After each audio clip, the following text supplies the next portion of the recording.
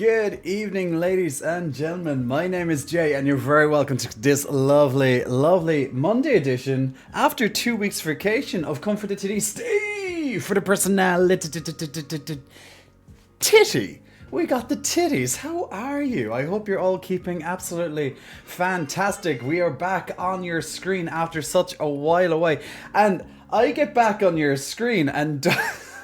I get back on your screen and Dub is demanding a no t-shirt time. I'm practically no t-shirt as it is, Dub. Like, what the hell's going on here?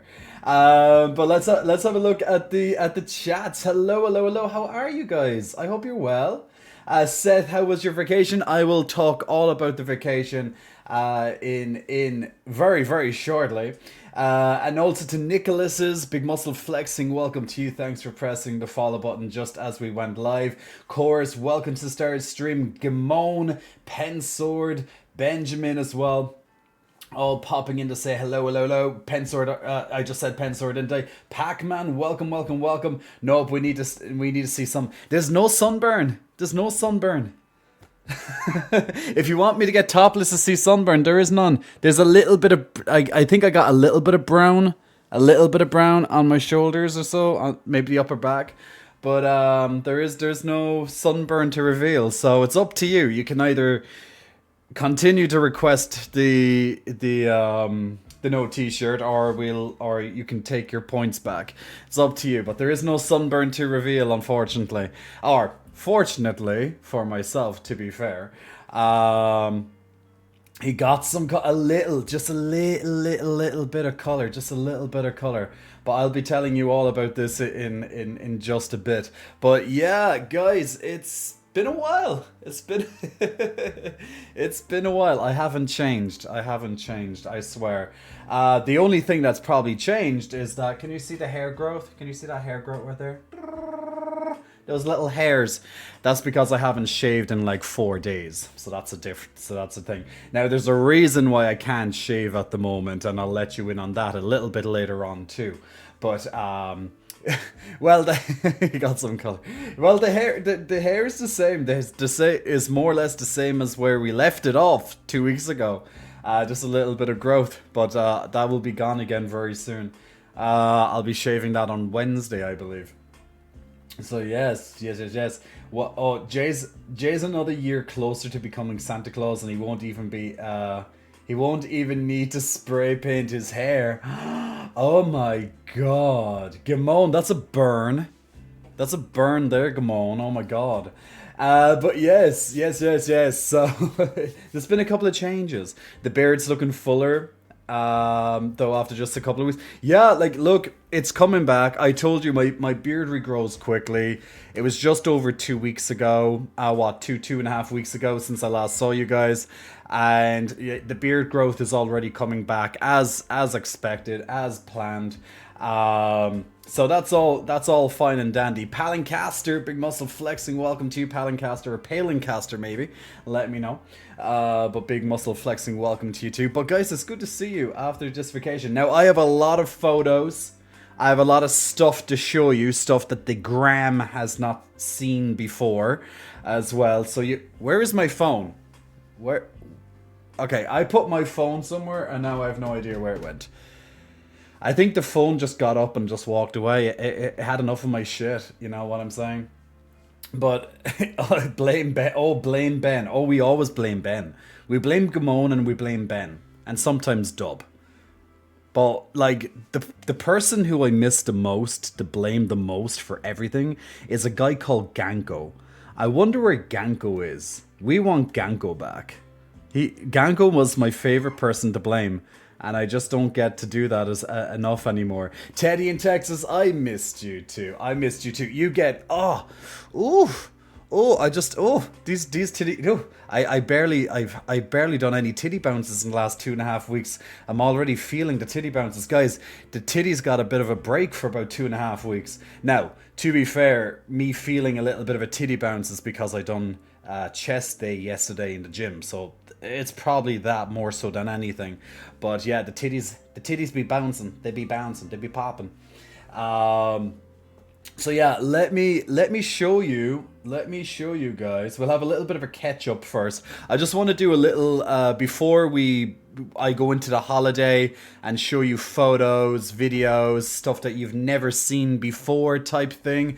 Before we do that, I just want to get a couple of small things out of the way. Aquatic, welcome, welcome, welcome.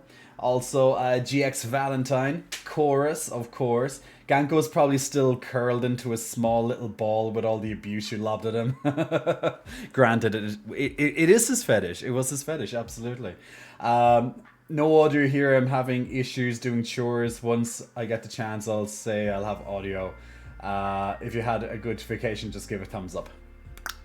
Good thumbs up right there. So yeah, so just to get a couple of things out of the way, because I haven't been here for 2.5 weeks, so let me just spout it off while I'm looking at my screen right now. So we have a brand new video up on our YouTube as of 2 weeks ago. I know brand new and it's 2 weeks, but if you have not had the chance to check out that YouTube video, we delved into porn addiction. So if you haven't got around to checking, are you addicted to porn?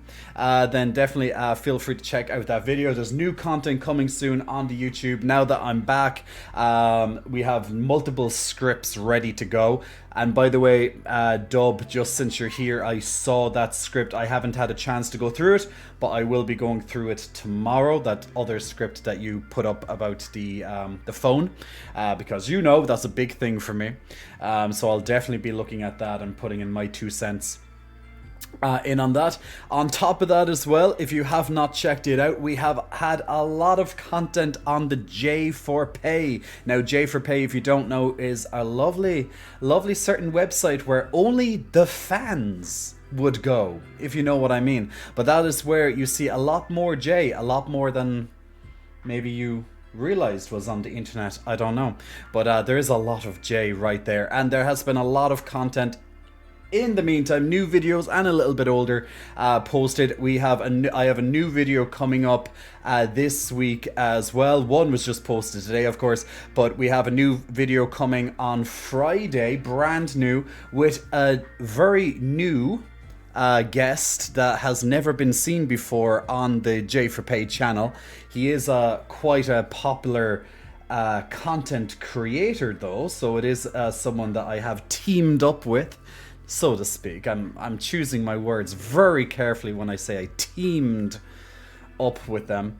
And yeah, that is going to be showcasing one of a couple of videos with this particular individual that will be airing on Friday for you lovely people, so check that out. And we had a brand new guest also over on the J4Pay just last week, so hopefully you gave him a nice welcome. I've been back on my J4Pay. I've been replying to everybody in the meantime, but I haven't been looking at the particular videos as of yet, but I will get around to that. I'm catching up with some things now, and all these new guests and stuff will be sprinkled in throughout the next month or two. I have all these videos already ready to go, so they'll be just put up as little by little over the next couple of months. So when I said it's going to be a very hot summer on the J4Pay, I was not kidding. There's plenty there on the J4Pay to check.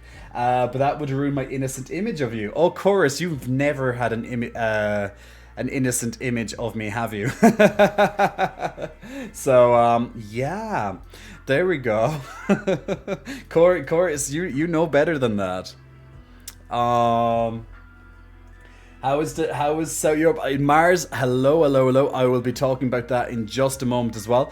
Now that I'm back, now actually, just as a little side note on the arm, now that I got a couple of the website stuff out of the way, I'm hopefully going for physio to double check this little section here. It's right here. I can feel it. It's right there. That little tear that I had in my tricep is right at the end of the tricep here, leading into the elbow.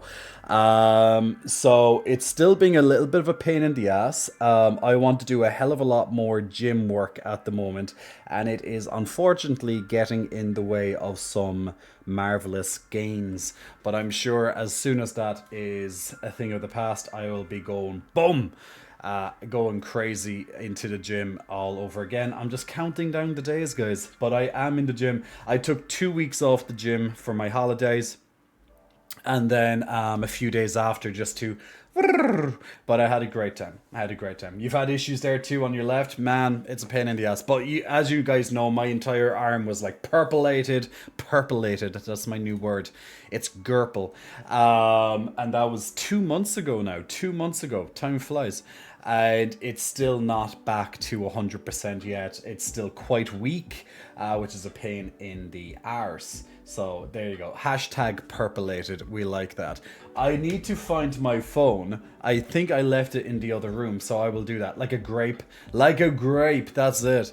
So I need to go and find my phone because that's where I'm going to be showing you guys all my lovely holiday stuff. And we'll all have a lovely time together looking at that.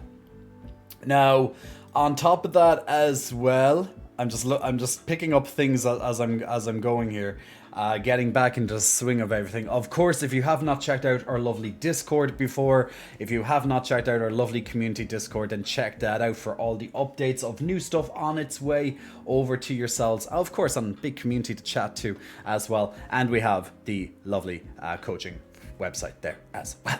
If someday I go to Ireland, can I gift you a Mexican Lacador mask? Ooh, interesting, Nicholas. Interesting. That could be interesting.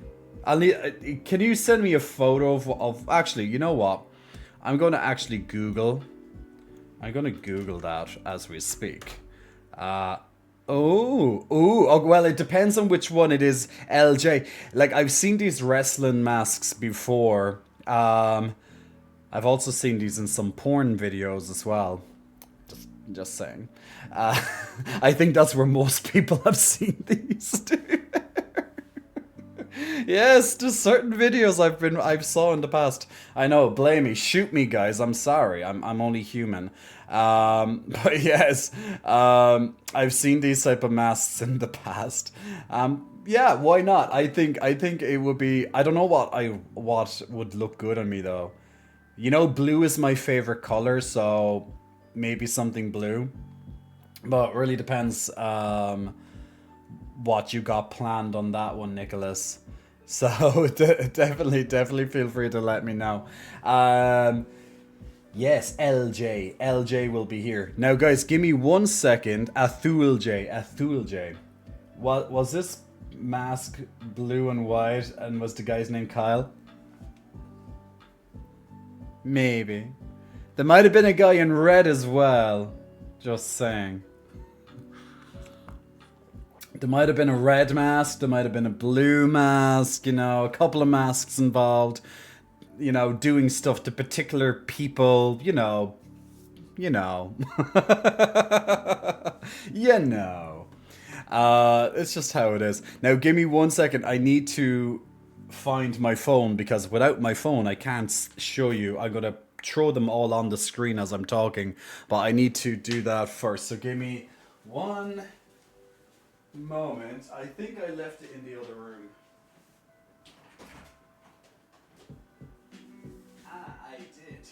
I did leave it in the other room.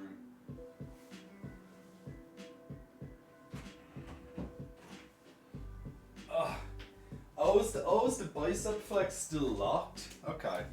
The biceps flex is still locked. Okay, let me check that one there, Dub, while we're at it. But guys, give me 1 moment to set this up as well. The cool thing is I put an album just for you guys. Just for you guys. I made a lovely album just for you. It actually makes it easier for me to browse through it while I'm online, so I know I made effort. Jay made effort. Wow, this is like new. This is new information, guys. Jay's making effort. But this is what we need to do, guys. We need to come back to the fun. Bring back the fun, bring back the joy that everybody knows Jay has. I know I have my serious moments. I know I have my lovely thoughtful moments, and I love those moments. But we love Jay. We love fun Jay. Joy Jay. Joyful Jay. This is what we love. Where the hell is it? Do you know what? I haven't looked at the Twitch settings in like 2 weeks, and my eyes are just like, where the hell are the most basic of stuff?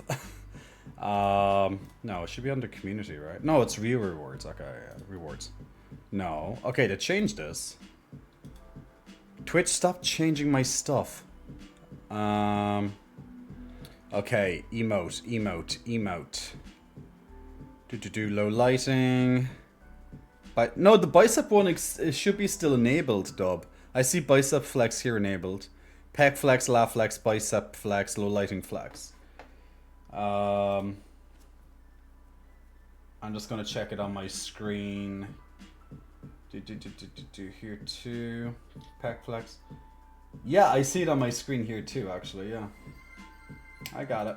I see it. Unless you meant something else and I can't see it. Okay, let me bring this up on your screens. So I have to get this goddamn code start. Ah, there we go, Airbeam. What's the code? 05658, yeah. Connect.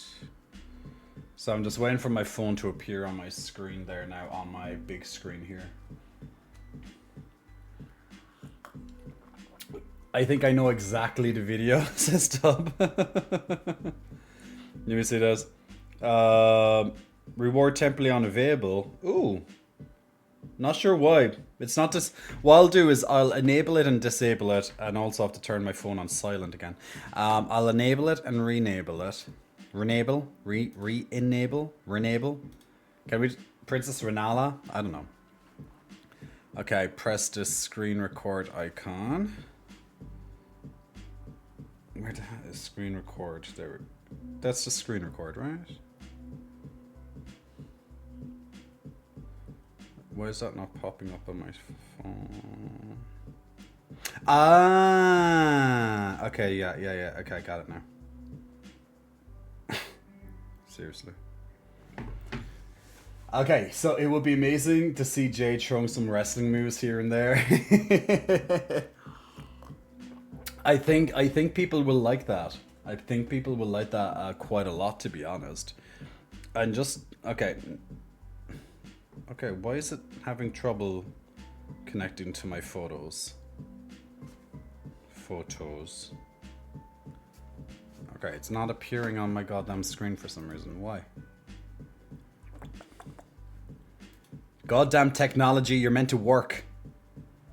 Why do you think I have this stuff? It's so you work for me when I need you to.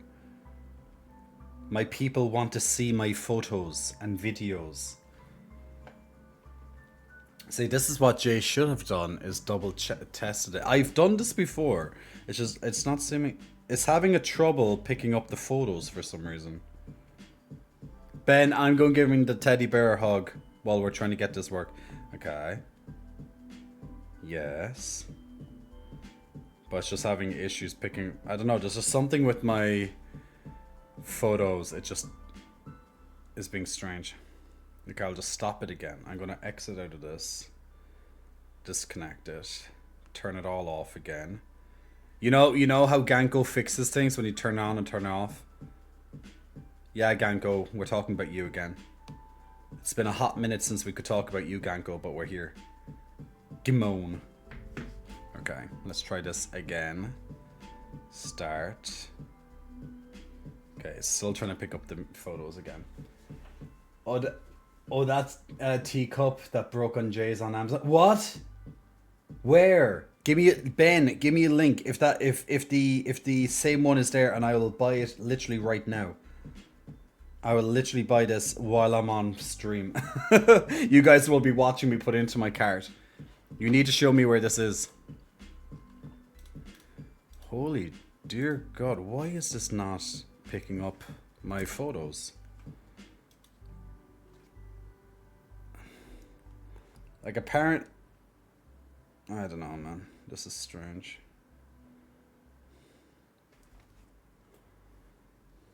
Okay, I'm just going to exit out of that app and try it again. No tech support emote, no help from me. I know.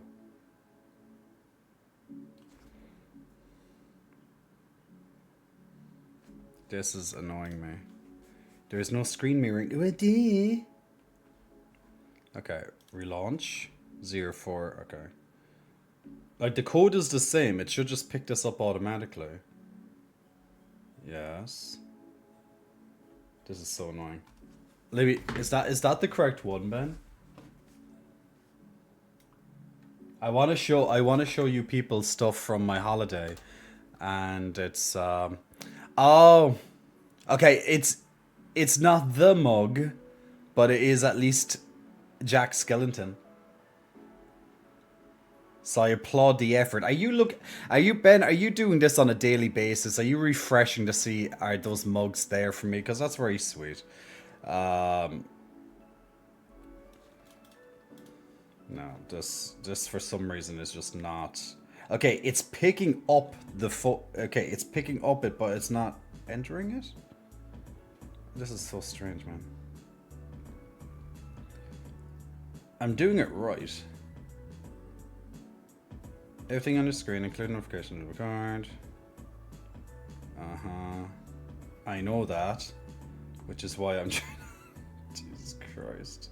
This frickin' thing is not working. Oh, I think I know why. Okay, I think I fixed it. I think I fixed it. Unless I...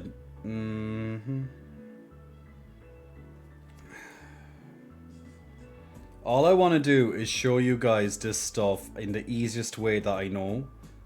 And it just has been a pain in the ass for some reason. Okay.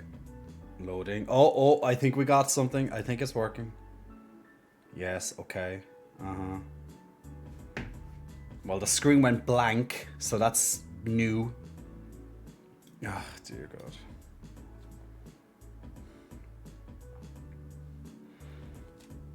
There was... Oh, wait.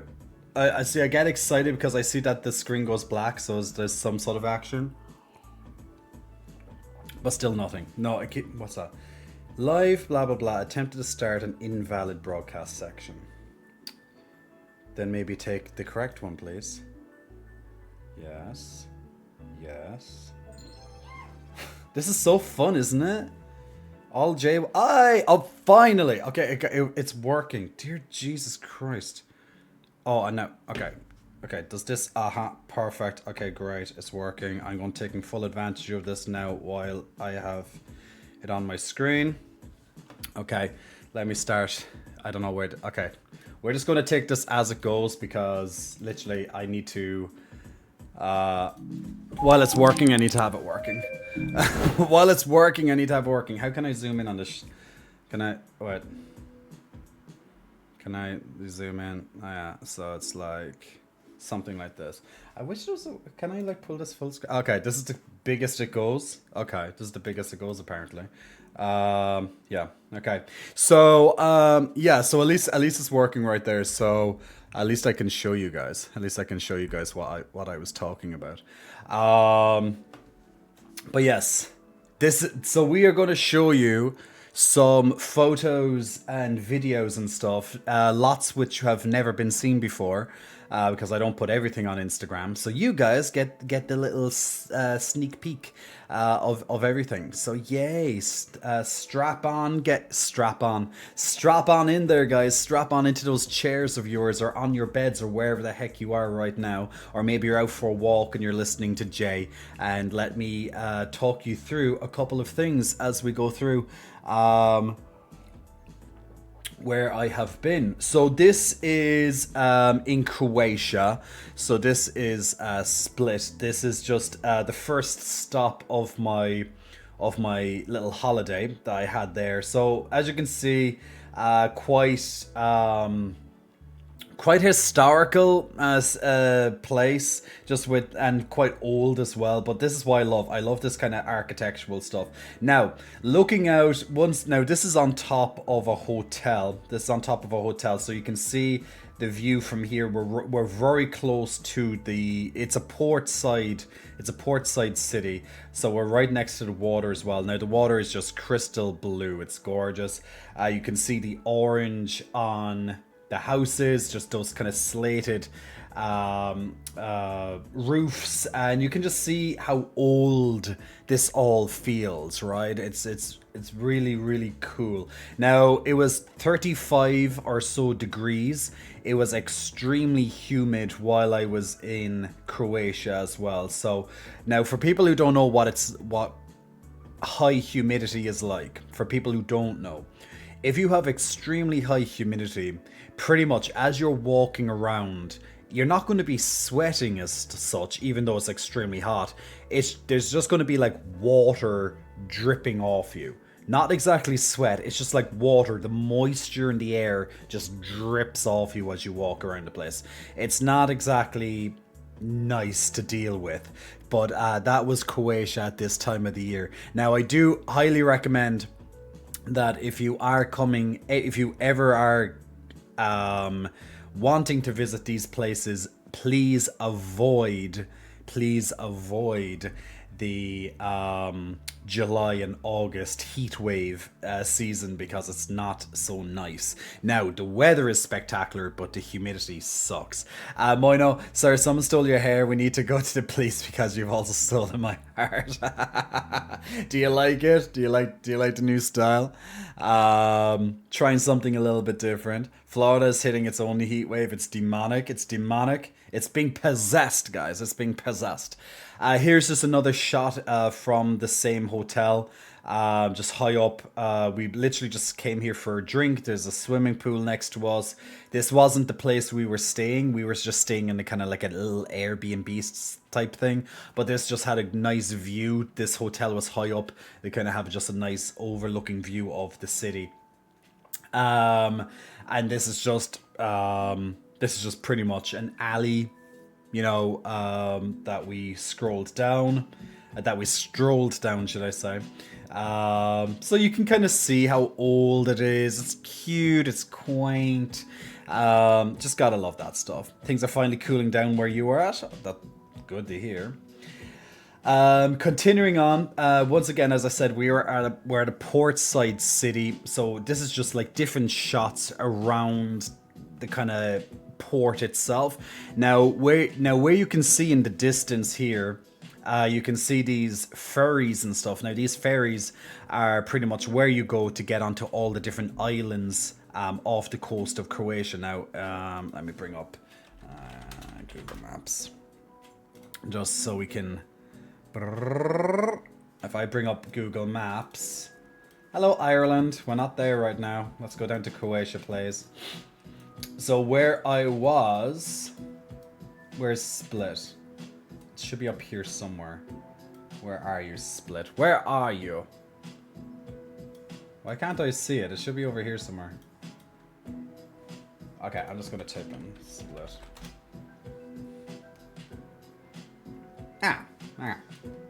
So this is where I was.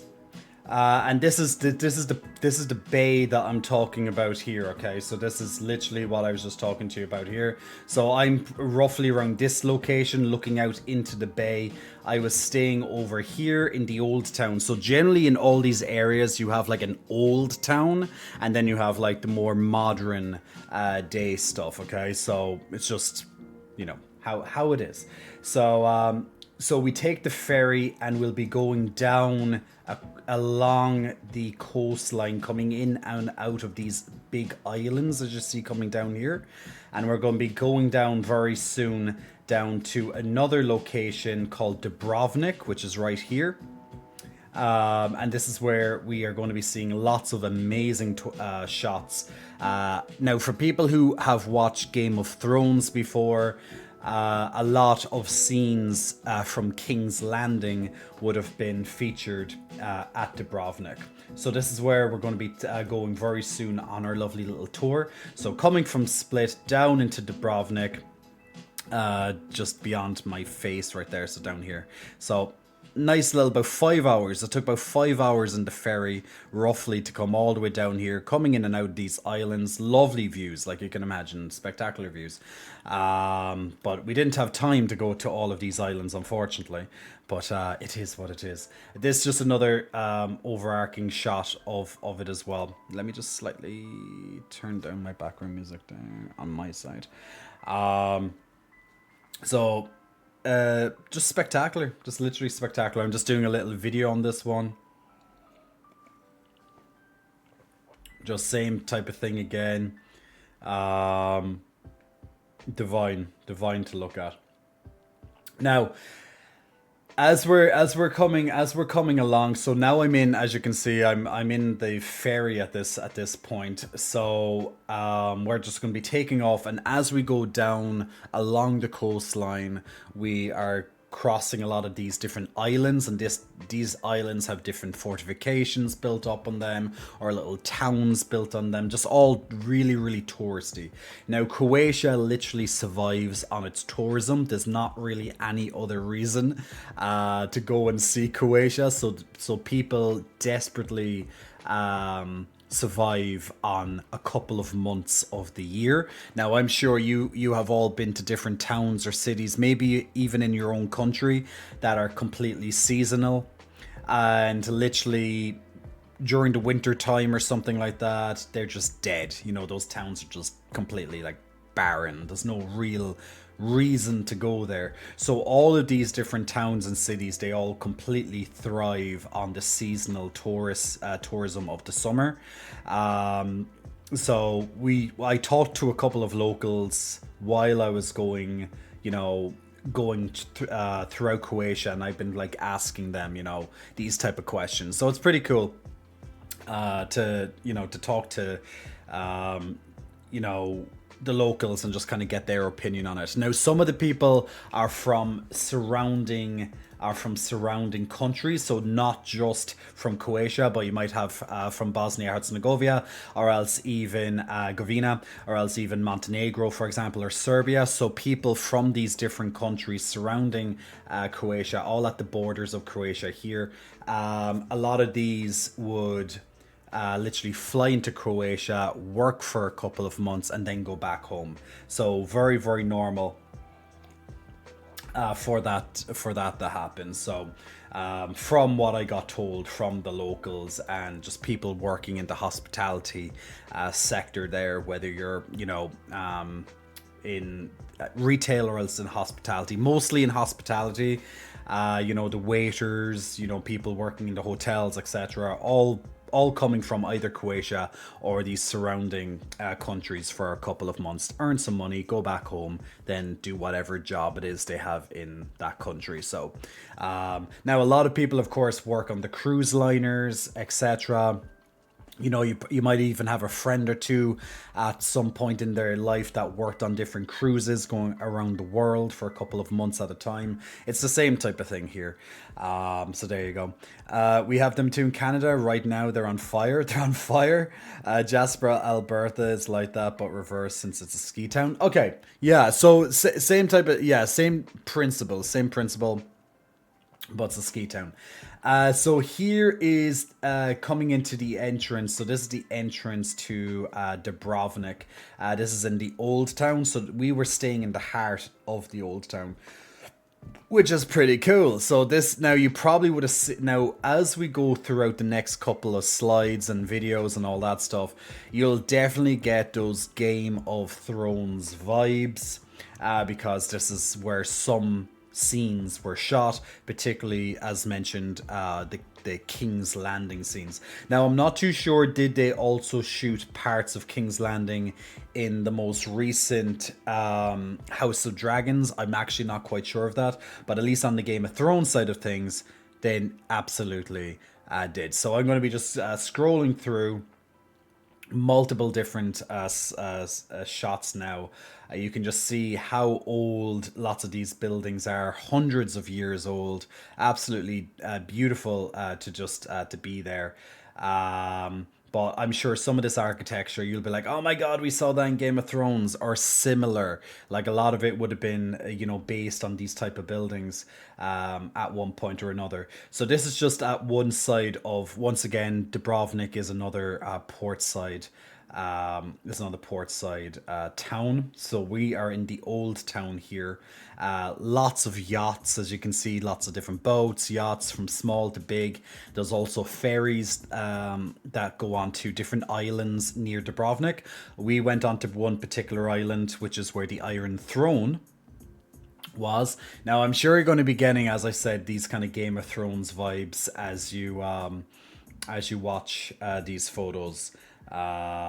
But this ferry down here, for example, this would have been the ferry I would have got onto to go to see local island, which is where the Iron Throne was actually situated. Now, obviously, that would be one of the multiple different Iron Thrones. So where we are right now, we are in the old town of Dubrovnik here, and soon we'll be coming down to Lochrum, which is where they would have shot multiple important scenes in Game of Thrones as well. So we would have got the ferry from here onto this island, one of the many islands coming down the coast of Croatia. So pretty cool. Now these type of alleyways you will have seen many times, like based on the Game of Thrones. You would have seen these kind of tight alleyways where actors would have been walking up and down, with their different scenes. I believe it was actually this particular alleyway that they had the shame scene, one of them. So they would have filmed one part. If you can remember when Cersei Lannister was the shame, one particular part of that was in this particular alleyway. I actually even reconstructed reconstructed that scene here. Now, obviously, the scene stretched on for a bit. They had it at different areas, but this was one particular memorable moment in the shame scene. I think that's like season 6.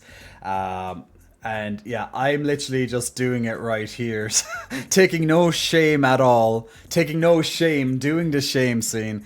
I'm having no shame reenacting this scene. So we like that. We like it. I'm all happy there with my invisible bell doing the shame.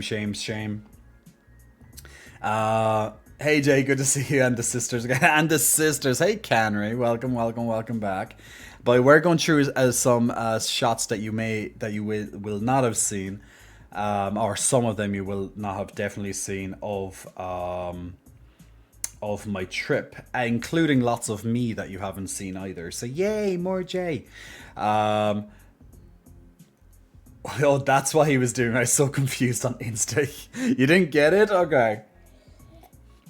But look, it is what it is. Just now, there might be some duplicate shots here because I literally just grabbed a lot of stuff and threw them into an album when I was here, when I made that album a little while ago. So just another shot. Now this is me. This would have been me leaving the port at this point. Now, sorry, we're just taking it. This is a little side view, but nothing I can really do about this one. But just another shot from the port. Beautiful. Now this was one particular alleyway, really cool little restaurant here that we just sat at to have dinner one night. There's one restaurant right here. There's another restaurant right here. Like, this is literally steps. These are just steps going up. So these steps were large enough to have little platforms to put on a table, and then it rises up again. So as you can see, as we're going down here, each step going down, there's another table. So pretty interesting, pretty cool.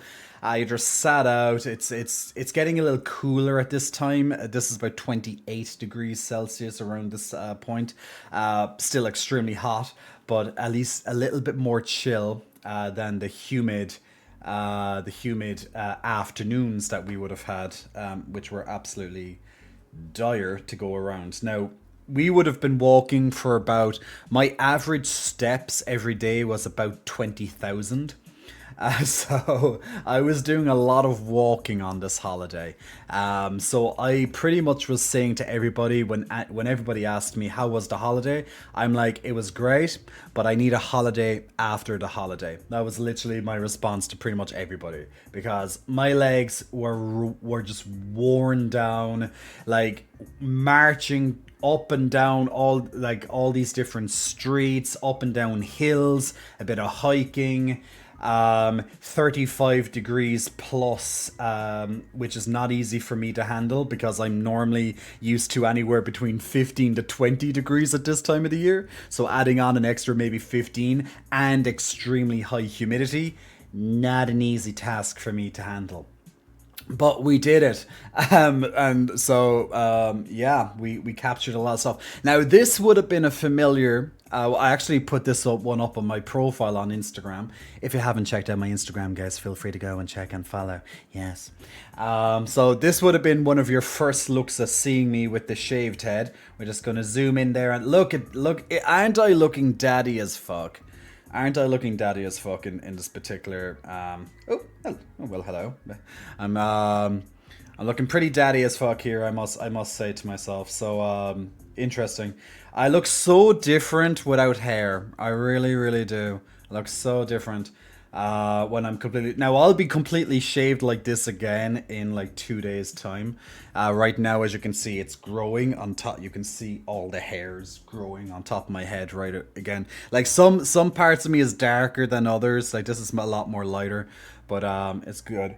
You're looking very Italian daddy. Italian daddy is that how we're calling it now? Italian daddy vibes right here. This broke the internet. All the comments. There were plenty of good comments with this one. Now, when I posted this particular one on my stories, now you wouldn't have seen the replies in my DMs on this particular one, but they were chef's kiss, indeed. Italia, Jay, daddy as fuck. As fuck. So this is daddy as fuck, Jay, right here. So rocking the daddy style here. So thank you very much, Dennis, for taking me that. And I actually look quite big in this one. I was actually quite amazed. I actually look quite big here. Yeah, guys, body dysmorphia is a thing. If you don't know what body dysmorphia is, it's best that you don't. So here we're going now. We're going to have shots between me and shots of just the landscape. So you can take your pick on each one here. So you may have seen this particular building. This is a fortification. So I think I have a couple of shots from inside this as well, or at least up on it. Now they would have filmed some scenes. Now, if you can remember, sometimes you would have had Cersei Lannister and Jamie Lannister walking around inside in some kind of some of their more kind of council scenes and things. They would have been shot here, for example, and in this fortification as well. Up on the battlements, they would have had there was a very famous battle scene at the end of season 2 Game of Thrones when all the ships were coming into the harbor. If you can remember that big battle, what's his name? Oh, I'm trying to remember the guy's name that was starting that war. Is it the Bolton? I think it's Bolton's. I could be wrong with that one, but you might remember the huge battle scene at the end of season 2 Game of Thrones, and it would have been on this fort actually. Now this fort was a proper defense, of course, hundreds of years ago. So on top of it, there's cannons and things like that aimed out into the sea to defend against any potential intruders. But pretty cool, just standing up against the backdrop of, yeah, maybe it was Stannis. Yeah, it could be Stannis Chaos. And hello Chaos, how are you? And hey Keck, welcome. It could be Stannis. Why am I saying Bolton? Bolton is another ones, but not that. So you can just see how beautiful this area is. You can see how the fortification is perfectly nicely situated in front of the town. Now the town itself, this is just my friend Dennis. Hi Dennis, everyone say hello to Dennis. Now Dennis is one of my best friends. He's Irish. He lives now in the Middle East. So this was a great opportunity for me and him to spend some time together. So, and as you can see, Dennis is a little bit of a thick boy himself. We like them thick. So one of my absolute favorite people of all time. He's amazing. Love him. But one of my best friends. So he's having a little bit of a photo opportunity here. So say hello to Dennis. Glad you didn't shave your chest, Jay. Don't worry, the chest will never be shaved off, Gay Burrito. Don't worry. It will be trimmed, but it will never be completely shaven. Unless I have to for some reason. But I will give you guys about 10,000 warnings if that ever was to happen. It's like, guys, I had to shave my chest. Be ready for this. So you can all get your masks and start really breathing in that copium, okay? We're going to have to get in that copium just in case. But don't worry, that nothing will be shaved off without you guys knowing in a bit of an advance. Now here is Daddy's side J, giving a little... I'm not even trying to give side boobage. They just freaking stick out, man. There's not really much I can do with these goddamn things. Look at them. They're just side boobage. There's just side boobage everywhere. I think they stick out a little bit more now that I shaved my head. I think they do. I'd be so ready for these comments. But you can see King's Landing, essentially, a bit more of it in the background. I'm sure I have a couple of shots. But you can see the wall. Now, you would have saw this wall in lots of the shots when they were doing King's Landing in Game of Thrones. Now, obviously, in the series itself, it expands the city as if it was frickin' gigantic. Now, this town, the old town itself, it's quite small. It's all situated within these walls, so it's not that big. But obviously, when it comes to, recreating a city, and they just take a little bit of artistic... inspirations, and they just kind of make a little bit of their own little changes along with that, and 10 times the size of it or whatever.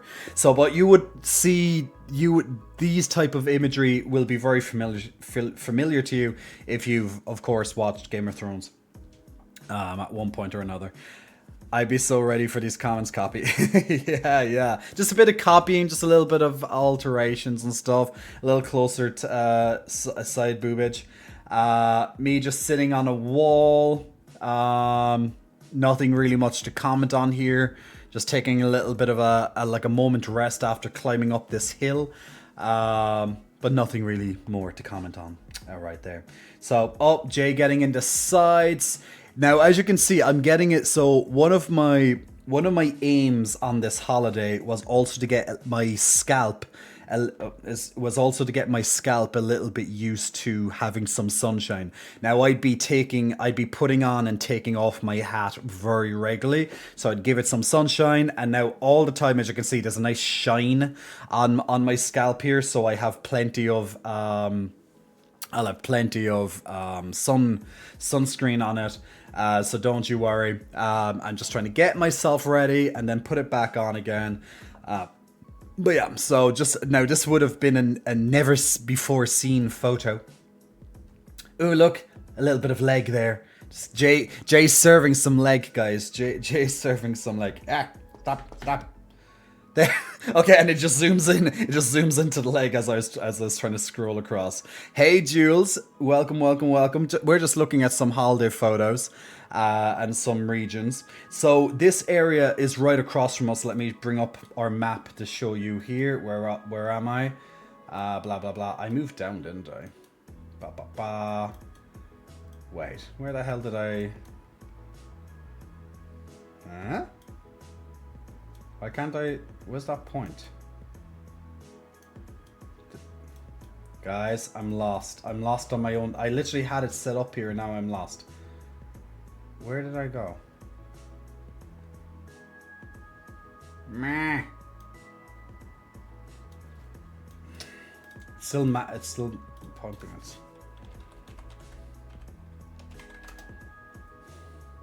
Okay, so what we're looking at here, so there's this area right here on this coastline right here. There's just this lovely kind of setup of these amazing this amazing hotel resort place. So I'm kind of looking at it from over here. So that's what you're going to see on the next shot.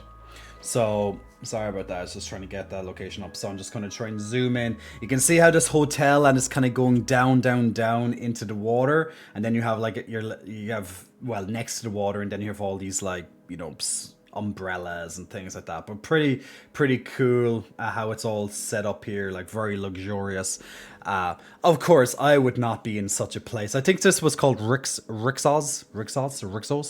I actually met a guy. I met a guy while I met a guy. Guys, let me tell you about my holiday romance. So, it was amazing.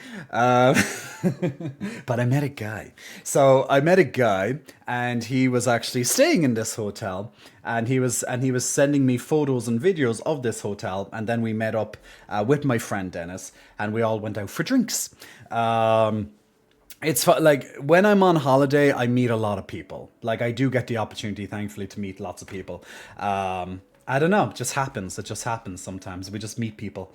And usually if I meet someone on holiday, like I like to spend some time with them as well. So I like to be like, hey, do you want to go here tomorrow with us? Or we'll tag along with you. Or hey, do you want to go out for some drinks tonight? Or do you want to go for dinner with us?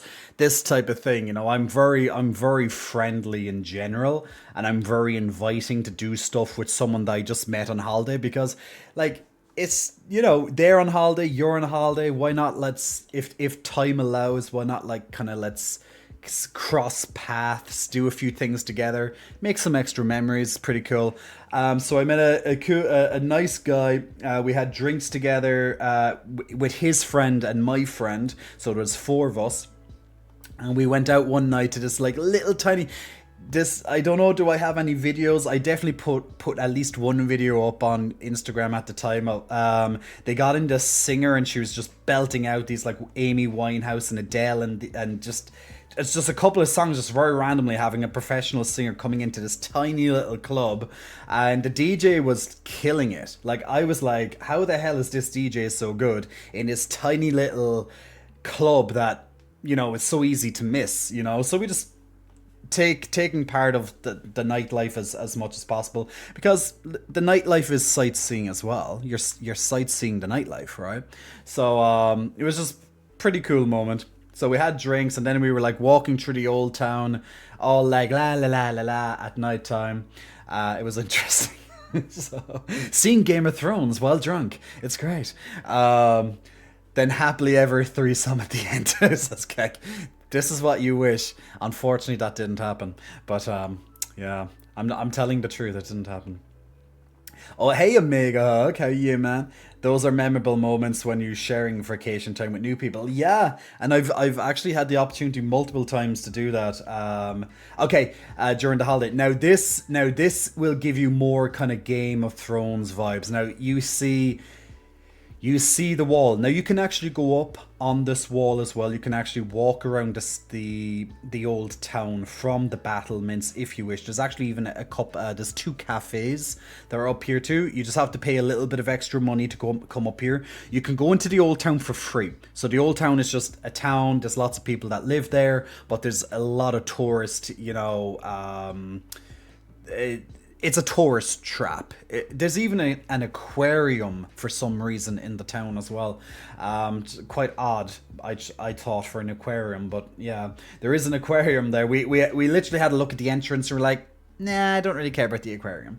But pretty much it's just constant restaurants and shops. There's places where people live here, of course, but it's all like situated within these battlements here. And as I said, you can go up and have another look and have another perspective of by spending, I think it's €15 to come up here, and you can just walk around the whole battlements. But yeah, if that's something you want to do, that's something you want to do. But this will definitely give you that kind of Game of Thrones vibe, right? Like you would have saw this in so many different shots when they're kind of zooming out of King's Landing. Obviously, it's just a snapshot, and then they obviously bring it way up. But yeah, so here's another non-scene photo of Daddy J. See, look, the hat is there. The hat is making a presence. It's just not on my head once again, but it is there. And of course, I always had a trusty bottle of H2O. Yeah, speaking of H2O, yeah, we need some H2O. Yeah, Benjamins. Plenty of water was drunk every step of the way. Um, yeah, yeah, exactly, right. Cher will bring out bestest boy, and hey, Cher, I hope you're enjoying. I hope you're enjoying this little snapshot of the holiday with me, guys. How long was I there for? So in Dubrovnik, I was there for 2 days. Actually, if I zoom in a little bit closer here, this is what I'm on about humidity. It's the humidity.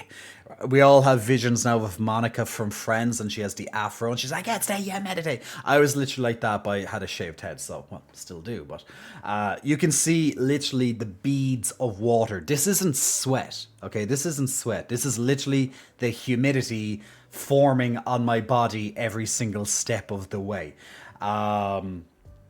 So yeah, gotta love that. And I'm actually fascinated that my skull is nicely formed. I like that. You know, it's not that often you get to see your skull up close. But yeah, I'm thankful that I have a nice skull for the shaved. For the shaved look, for the bald look. Unfortunately, I could never get into Game of Thrones. I tried 5 times, but the first 3 episodes always bore me. Well, get past the opening episodes, and then you might actually get into it. You know. But lovely view here. So I'm on the fort at oh, that was a duplicate photo. So I'm on the fort at that point once again. That fort that I told you about earlier, where Stannis Baratheon would have invaded in Game of Thrones on the ships, and obviously this fort had real real purpose back in the day. So here's another Daddy AF. The side beard. We're getting a bit of the side beard in right here. It's looking good. It's looking good in the shot. Yeah. Hey, Dark Scorpio. Welcome, welcome, welcome. And also to Z27 as well. So a little bit more there. So zooming in a little bit closer into the old town. Now this down here, if I can zoom right in. You see here? So the entrance itself into the old town of Dubrovnik, you actually have to go across a drawbridge. You see the drawbridge right here? Which is pretty cool. Like, how many towns have you visited that you literally have to go through a drawbridge to actually get into it? So it's just a nice touch. So right here's the moat. You go across the drawbridge. Yes, the doors do close it's cool. It's just cool. I just thought that was a nice touch, actually, that they still used the drawbridge entrance to actually enter the town itself. Pensword says, sat through season 1 of Game of Thrones, never made it past 2. Last thing I remember was when this redhead was giving birth to this shadow creature thing. Ah, yes, and that was to kill one of the princes, wasn't it? Yeah, she's the witch. There it is. So here's Jay doing a little bit of a relaxation, cool vibes. I don't believe this one was on Instagram either. See, the hat was present.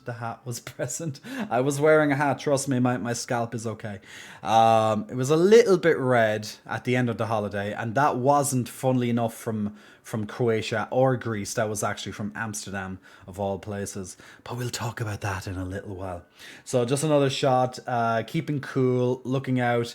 Now this is on the fortification that I showed you earlier itself, looking into the town. There, just another shot again.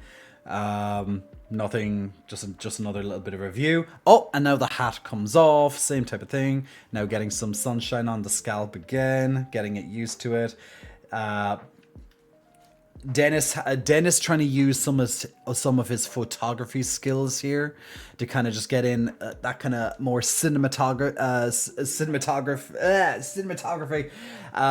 getting that in there, and getting in some side boob. He's doing his cinematography at all times. This is a nice cinematic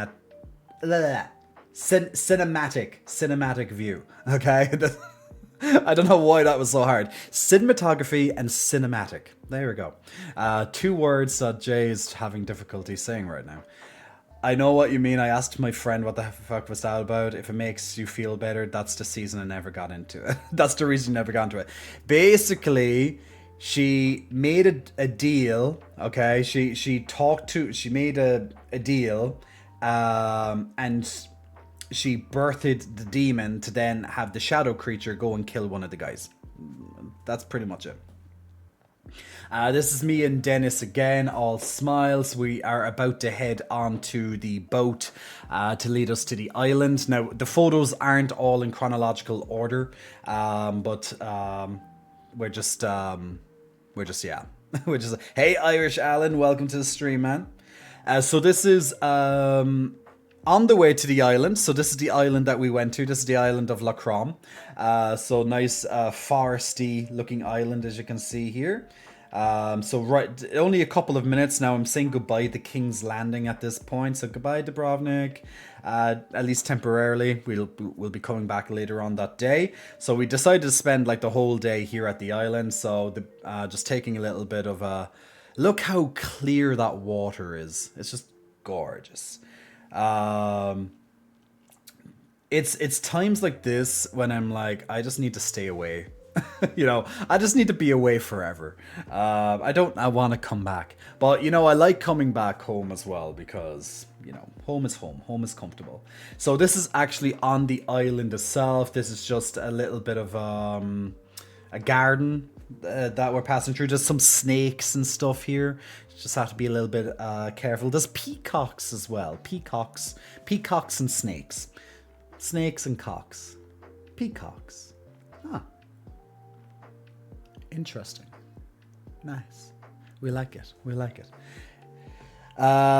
So here's another little view. So this is me standing on the island on one of the highest points, one of the highest points, not the highest point. The highest point is actually on top of a fort or next to a fort on the island itself. But this is looking right back over to King's Landing again. As you can see over here, you can see the kind of orange rooftops again in it.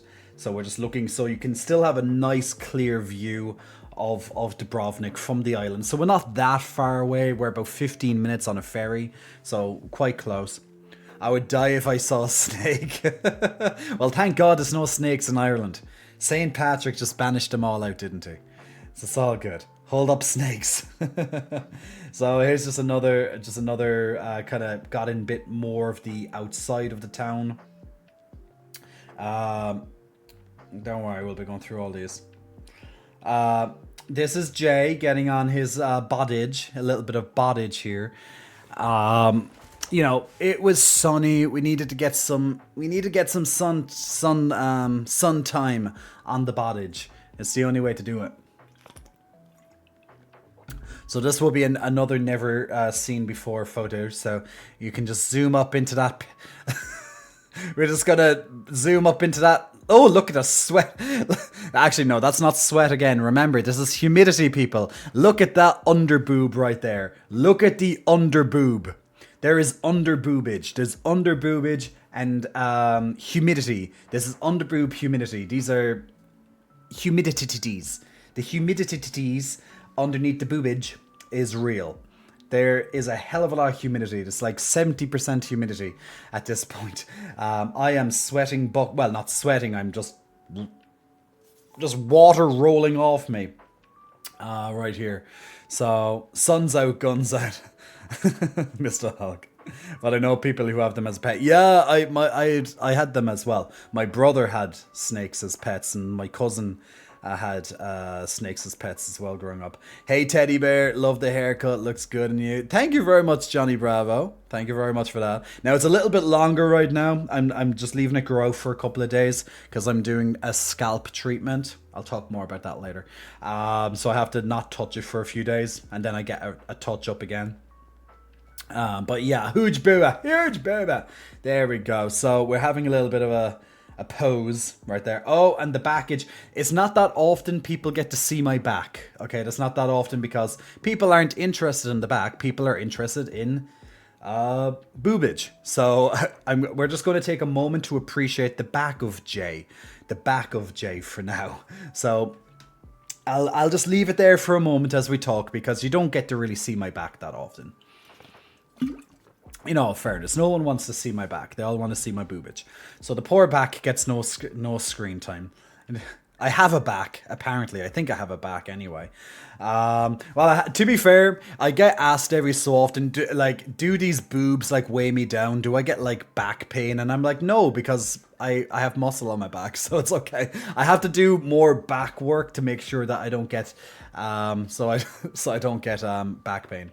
Keck random, but it's a stark contrast hearing an Irish actor talk in a thick Irish accent in a TV show compared to Jay.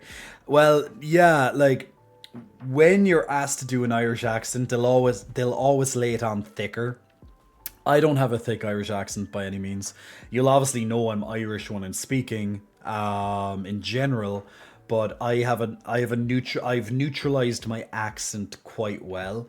Now, when I'm talking to someone, an Irish person, usually it will come out more. But I spend so much time talking to non-Irish, like to non-nationals. It's just kind of my communication. That's just how it is. It just neutralizes it, makes it easier. The traps do be popping. Your eyes are going down to the bootay. The bootay? No, guys, look at the back. Leave my back. Leave my bootay alone. Bootay doesn't need screen time. Bootay can be seen on other websites. I honestly think men with nice backs get overlooked far too much. I can appreciate a nice back now and then. We need more. A nice big strong back is absolutely divine to touch, to manhandle. You know what I'm saying? Like, it's so nice to hug or hold or grip onto a nice strong back. You know what I'm saying? A Brock Lesnar back. That's the type of stuff we're looking at. A little bit of the WWE. The WWE. Back there. But another shot of Jay. Now this is Flex and Jay. I think I have this one on my Instagram. Yeah, this is Jay doing some... Actually, this is on the subscriber-only Instagram. Not everyone gets to see this one. So you guys get to see it for free. So this is just Jay doing... I should put this on the main one, but subscribers have to get something nice to talk to. So Dennis is like, oh, give me a flex. And I'm like, what? What do you say? And he's like this? And he's like, no, like this. I'm like, okay, like this. So you can see... I'm just there like, blah, blah, blah, blah. So a little bit of flexage there. I know the photo of this is on the is on Instagram, I believe, but not the video version of it. But hey, we like a good video version of J2. Why not? Oh yeah, I don't can't. I'm back. Oh yes, okay. I think you can actually hear the. You might be able to hear the audio on this. I'm gonna have to turn off the background music for this. I'm not sure we'll be able to hear the background audio on this particular thing. So we're getting ready. I'm putting lotion on myself before I go back out, and I'm giving you a little bit of context here, okay? As I said, I'm not sure. Wait, can I? Hold on. Can you hear it? Going back. Did you hear that just in the background there? So you might be able to hear some of the audio. But this is literally a random moment. I had a song on the background. We were just listening to some music. We were just coming in, taking a quick break before we were going out. This is extra. This is going to be extra. This is going to be totally extra. You know this. This is like Jay in. This is just pure extra Jay, and this is Jay on a very regular basis as an FYI. Okay, you just don't get to see all of that, at least in real life. You get to see this type of stuff on Twitch, but you don't get to see the stuff in real life. But this is me on holiday very often, actually, especially with Dennis, because he's just crazy and I love him. So you're going to see a bit of extra Jay right now, so be ready for it. So I just had a song here that just came on in the background. I just happened to be putting some lovely sunscreen on myself, and I'll let the video do the rest.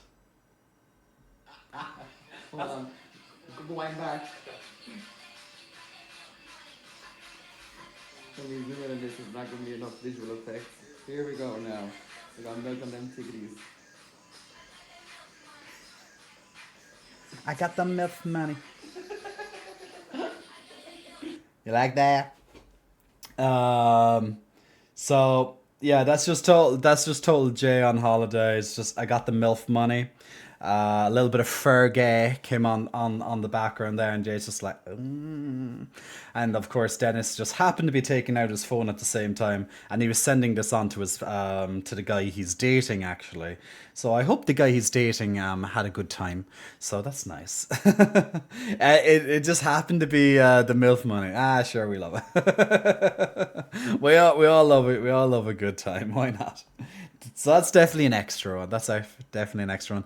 So yeah, so that was completely out of sync with everything else. But this is an island monastery. Now, in this monastery, I'm not sure there are photos here on my phone, but I was taking some for Dennis definitely. But actually, in here is where they have the Iron Throne.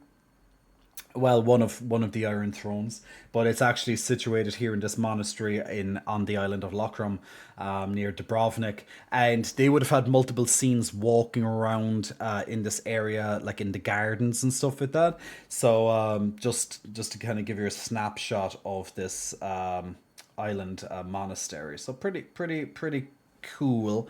We did go down there, of course, as well. I'm at the highest point of the island right now. You would have definitely saw me in on Instagram on this anyway. So just another a couple of snapshots, just looking around.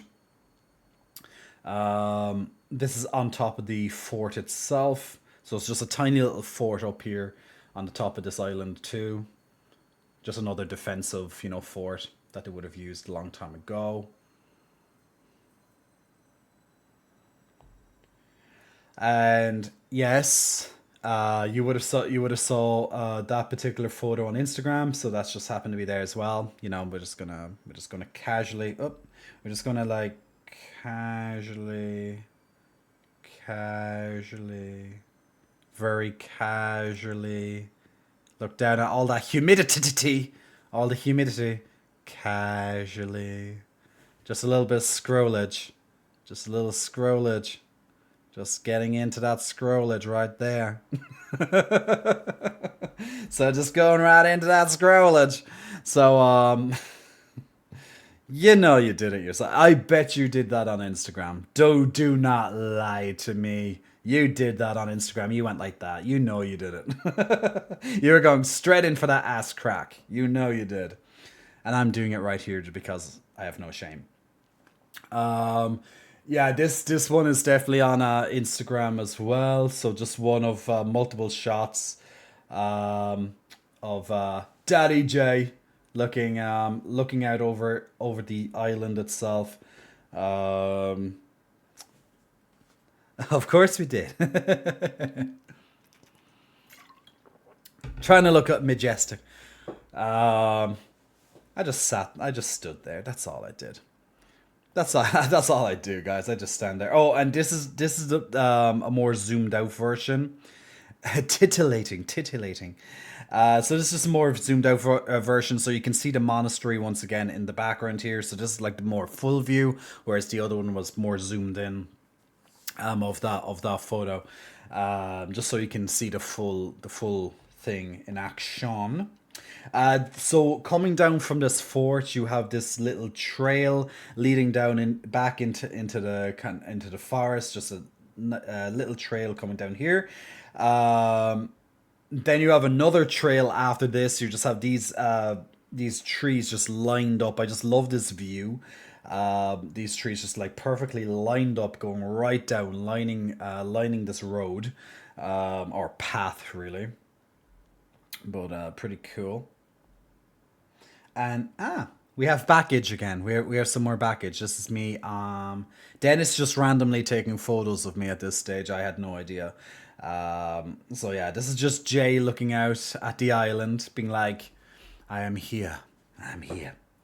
I He did say turn around, so I was literally just there, and then he said Jay. He said like Jay turn around or something, and then I looked around, and this is literally as I turned. Okay, so this wasn't posed as such. I literally was just like what. So my mouth is still open, being like what. Like if you ever talk to an Irish person, we're usually like we're not like what, we're like what, what, Wah. So that's me just turning around. So he just caught a good moment there. Can I actually see can you see Dennis? In my glasses, maybe. I don't know. Maybe you can see a little. Looking like a Bond villain. I'm a Bond villain there now. Very nice. We like some Bond villains. But we're literally just on the way back from the island, coming back into Dubrovnik. So, just pretty much we're here. We're in this water right here, coming back from La Crom. So this is on the island again. So this is right. So this is, oh yeah, this is within the monastery, I believe, actually. So this is just one of the gardens that they have in the monastery. Much more curated experience when you're in the monastery. More cultivated too. Jay, where's the hair? I don't know. It just fell off. I don't know, Marcus. I just woke up and it was all over the bed. It was like, it all fell off. Stress or something. I'm not too sure. Candid pictures are the best. Yeah, they are. They're usually the best because you're not posed. It's just completely caught in the moment type thing. So I just thought this just looked beautiful. Just some nice shots of the nature inside this monastery. And there he is. The ruler of the 7 realms, of the 7 kingdoms, the ruler of the realm. This is your ruler, sat on his iron throne indeed. All hail the ruler, Iron Throne ruler. I have to get the whole title, you know, King J. I'd first of his name. You know, and then add on all these different things. The breaker of chains, the blah of the blah, the blah of the blah. You guys can make up my various multiple titles at this point, please. Do you accept requests like Santa? Sure, why not? There might be a sword sticking up your ass, but I can't tell you if that's going to be from the throne or is that going to be my own personal sword. So, sit at your own risk, Marcus. Sit at your own risk. Marcus, I have a question. Do you like being poked? Do you like to have a nice poke, do you now? Do you? Do you like to be poked, Marcus? Yeah, you do. You like to be poked. So there we go. Deal. I shall sit. Depends where.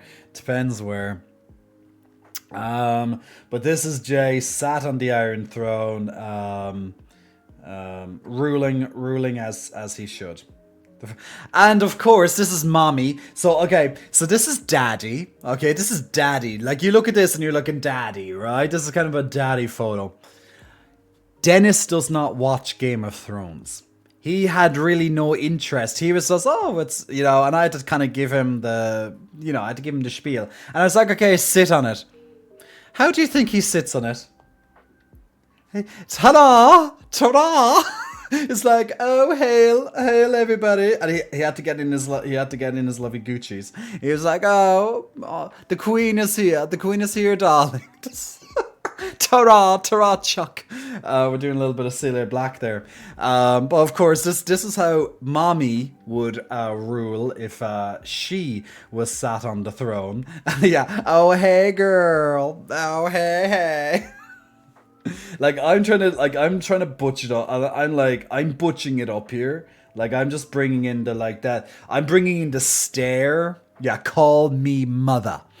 I'm bringing in the stare to be like, yeah, I fucking rule this. Like, yeah, like that's what I'm embodying when I'm sat down on this. Like, I own this shit. And then he's like, yeah, then he's like, we're going through it. Jay, you're ruining the moment. And he's like, call me mother. Yeah, that's gotta love it. You don't even deserve to look. Yeah, you don't even deserve to look at me. Then he's like, hey girl, over here, hey. So, yeah, that's mommy and daddy moment right now at that moment, right? But he looks so cute. He looks so cute like that. Yeah, he does. And yeah, zooming in right now. Jay's like, who touched you? Who took your milk money? That's me like being like, yeah, who took your milk money? I'm just looking into the cameras like, who took your milk money? Show me. Point them out to me, son. Point them out to me. So that was the end of, I believe that's the end of the Dubrovnik. Now, where we're going now, so that's the end of Croatia photos that I have here for you. So where we're going now, we are taking an airplane. We're taking an airplane and we are going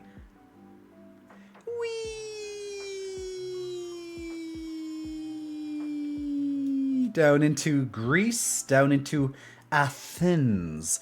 So the next couple of shots now, I don't have that many of Athens. I have a few, but most of the time I was just dead when I was in Athens. We went out way too many times, but I'll talk to you about this. But yeah, so we took a plane from Dubrovnik down about 2 hours or so down to Athens. So we are now in Greece. Now, I really wanted to go onto one of the islands at one point. Now, as you can see here, there's a lot of ferries that leave onto all the various islands that are all down here. But I didn't, we had good intentions, but unfortunately we never made it to the island, or to the islands. We just stayed literally near the Acropolis. Now I will show you the Acropolis. Well, there it is, but I will show you the Acropolis from where I was. But pretty cool shot, to be fair, of Athens right here. So this does it more justice than any of my photos would, you know, but pretty cool. You're just like overlooking Athens from this point and the nearby hill as well, which is where most of my photos are from. But yeah, we were literally dead. We went out every night we were in Athens. We just went out drinking and dancing like there was no tomorrow. Like I literally embodied the dancer within, and I danced for hours on end. I literally even had a dance off. I had a dance off there and I fucking won it too. Because you know why? Because I know how to dance. When I get going, I know how to dance. Don't judge the little like things that I do here. Wait until I'm on the frickin' dance floor and I'm bringing it. I serve when I'm on the dance floor. So, yeah. Wait, J. Oh, there was a J dance off. King J, King of the Andals, the Ronan, the first man, first of his name, daddy of all, the master of pecs, muscle god of Twitch, honored be his name. I love it, Chaos. Well done. I love it. that definitely deserves. There it is. I'm gonna say that again while that's on our screens. That deserves it. King J, King of the Andals, the Rona and the first man, or is it the Roina? First of his name, daddy of all, the master of pecs, muscle god of Twitch, honored be his name. Yes. So here we're just, this is just one of the ruined areas of Athens, all highly preserved. You can go in here as well, by the way. You can go in here and walk around, which we did. It was absolutely... Now, so we're going from high humidity, about 35 or so degrees high humidity. Now, Athens, there was very little humidity. It was just dry heat, so regular heat. So tolerable, a lot more tolerable in a way, but also... at the same time, you know what I'm saying?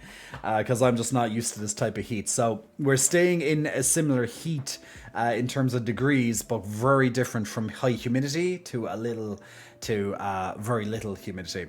Now, we were thinking Athens would have extremely high humidity because of where it is, because that also is very, it is very close to the water.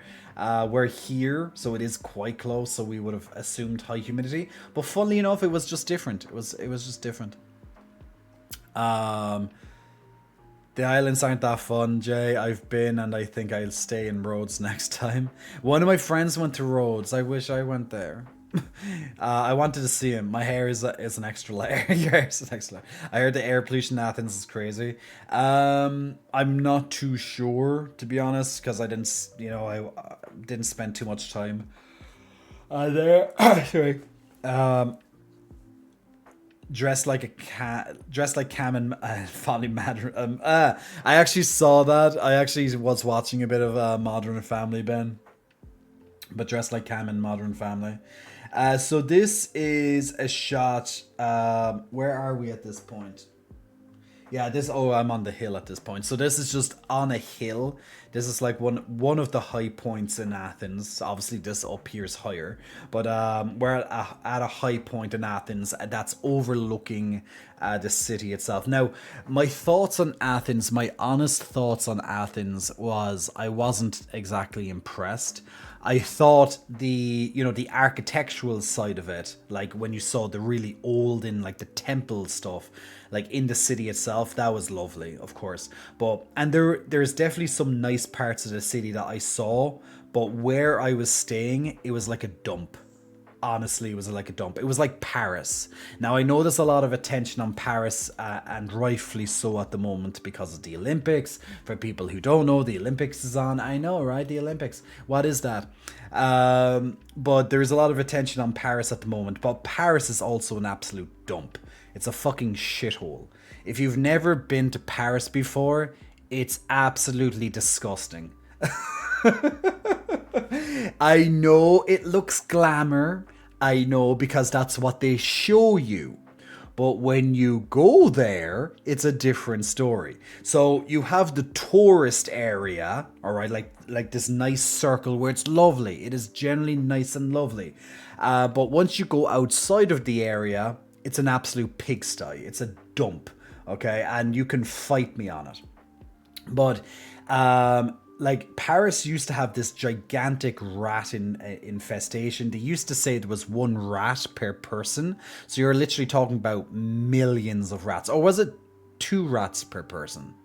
I think it was at least one rat per person. So you're talking about millions of rats either way. Now, I think a lot of them died off or left or whatever around the COVID era because a lot of people were shut in. So I think lots of the rats just died off or whatever happened there anyway. So apparently there's a lot less rats. Now, I went back to Paris in 2022 and it was a lot cleaner at that point because there was less rats. But honestly, if you look up rats in Paris, like there's a reason why they say it's rat infested because it is. Now, right now, maybe not as so, but definitely before COVID, it was. You would not be able to walk anywhere without rats being all over the place. It's a fucking pigsty. So when you look at Paris and when you look at it on the TV and you're looking at the Olympics, you're looking at a snapshot. You're looking at like when you're looking at the Eiffel Tower, like there's more to Paris than the Louvre or the Eiffel Tower or the Arc Triomphe. There's more places than that in Paris. The tourist areas, they look beautiful, they do, but outside of that, dump. So there's this real snapshot, and I liken Athens, which is the capital of Greece, to Paris because where I was very much run down. You can really tell the poverty that Greece has. Now, for people who don't know, Greece has a lot of a lot of countries have financial trouble, but Greece in particular have been highly hit by bad times. Like multiple countries in Europe, they had to go through multiple financial bailouts, so they owe billions upon billions, in loans. Lots of countries do. Like, the US has a gigantic, trillions of debt, that type of thing. But Greece has a gigantic debt and it shows, unfortunately. Now, as I said, some parts of the city do look really nice, but lots of what I've seen, as in me walking around, it was just like a dump. So I'm not going to be in a hurry to go back and look at Athens. Now, once again, I'm only seeing a certain snapshot of it, but this is from my perspective while there in the area that I was in. So I'm not speaking for all of Athens or all of Greece, okay? I'm just talking about my experience. So where I was a dump, but there were some lovely areas. But yeah, it was very run down. Lots of homeless, lots of junkies on the streets. Lots of shops closed down. You know, kind of like ghost districts, something like that. You know, like very, yeah, just very rundown. That's the word I'll use. Rundown. Um, but when you look at when you look at Athens from these shots, it looks absolutely magnificent, right? Oh, it looks absolutely magnificent, right? Let me just go back and have to redo this again. Give me a second. So I'm just going to wait for this to load back up on my screen. I think I timed out on that there, but yeah. I want to visit Denmark, says Toons. Yeah, do. Why not? Where do you live? Where do you live, Toons? And hey, Singler. Hello, hello, hello. Hello from France. Bonjour, bonjour. Wasn't London kind of like that until the 2000s as well, unless you were in old London? Most of the city was a dump. To be honest, most of these big cities are quite dumpish. Like, I look at Dublin, and there's some parts of Dublin that I'm just like, bleh. You know, so, you know, I'm not, there's no shade. There's no tea, no shade. It's literally, it is what it is. Lots of these cities, you know, you have your beautiful areas, but then you have your pretty rundown areas too. So I'm just waiting for this to pop up on my screen again so I can show you the last bit of my photos and things. There's some really cool artsy stuff coming up soon as well. I'm just waiting for the it to hopefully, yeah, here it comes again. Blah blah blah blah. Now ready to mirror. What do you mean not ready to mirror? Mirror, mirror, mirror on the wall. He's the fairest of them all.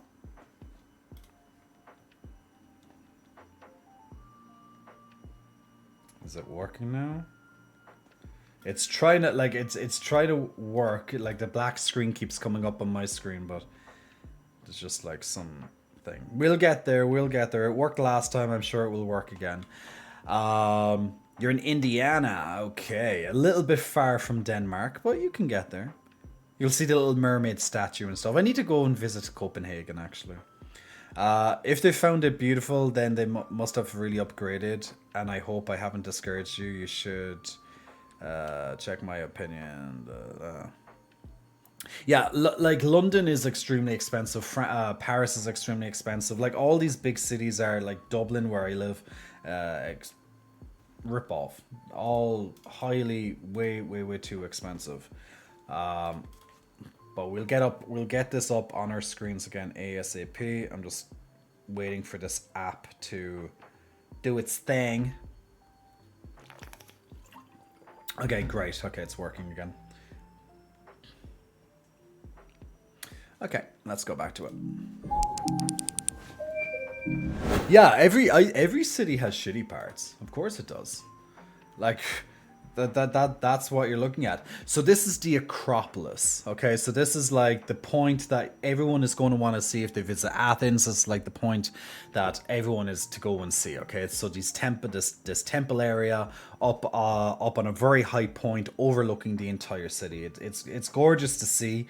But these are the type of things, at least in the city center, that I'd be like, yeah, this was worth it to see, you know. Also, you can see from the outside for free. You don't have to pay until you want to go inside, of course. So what we did is we're on a hill. There's lots of us here now, okay? There's lots of tourists all sat on this hill. So what we were told is to go up onto this hill at sunset and watch the sunset from this hill. And I'm going to show you that. Okay, so it's a nice little special moment here. We're going to have a nice little special moment. So we're going to be on one of the highest points in Athens, next to the Acropolis, overlooking the city itself, and we're going to be watching the sunset. That sound nice? That sound lovely? Yeah. Beefy Barrett Titties. Hey Jay, haven't been active on here lately. Really digging the shaved head. Looking great. Beefy Barrett Titties, big muscle flexing. Thank you so much for the subscription, man. 20 months, Beefy Barrett Titties.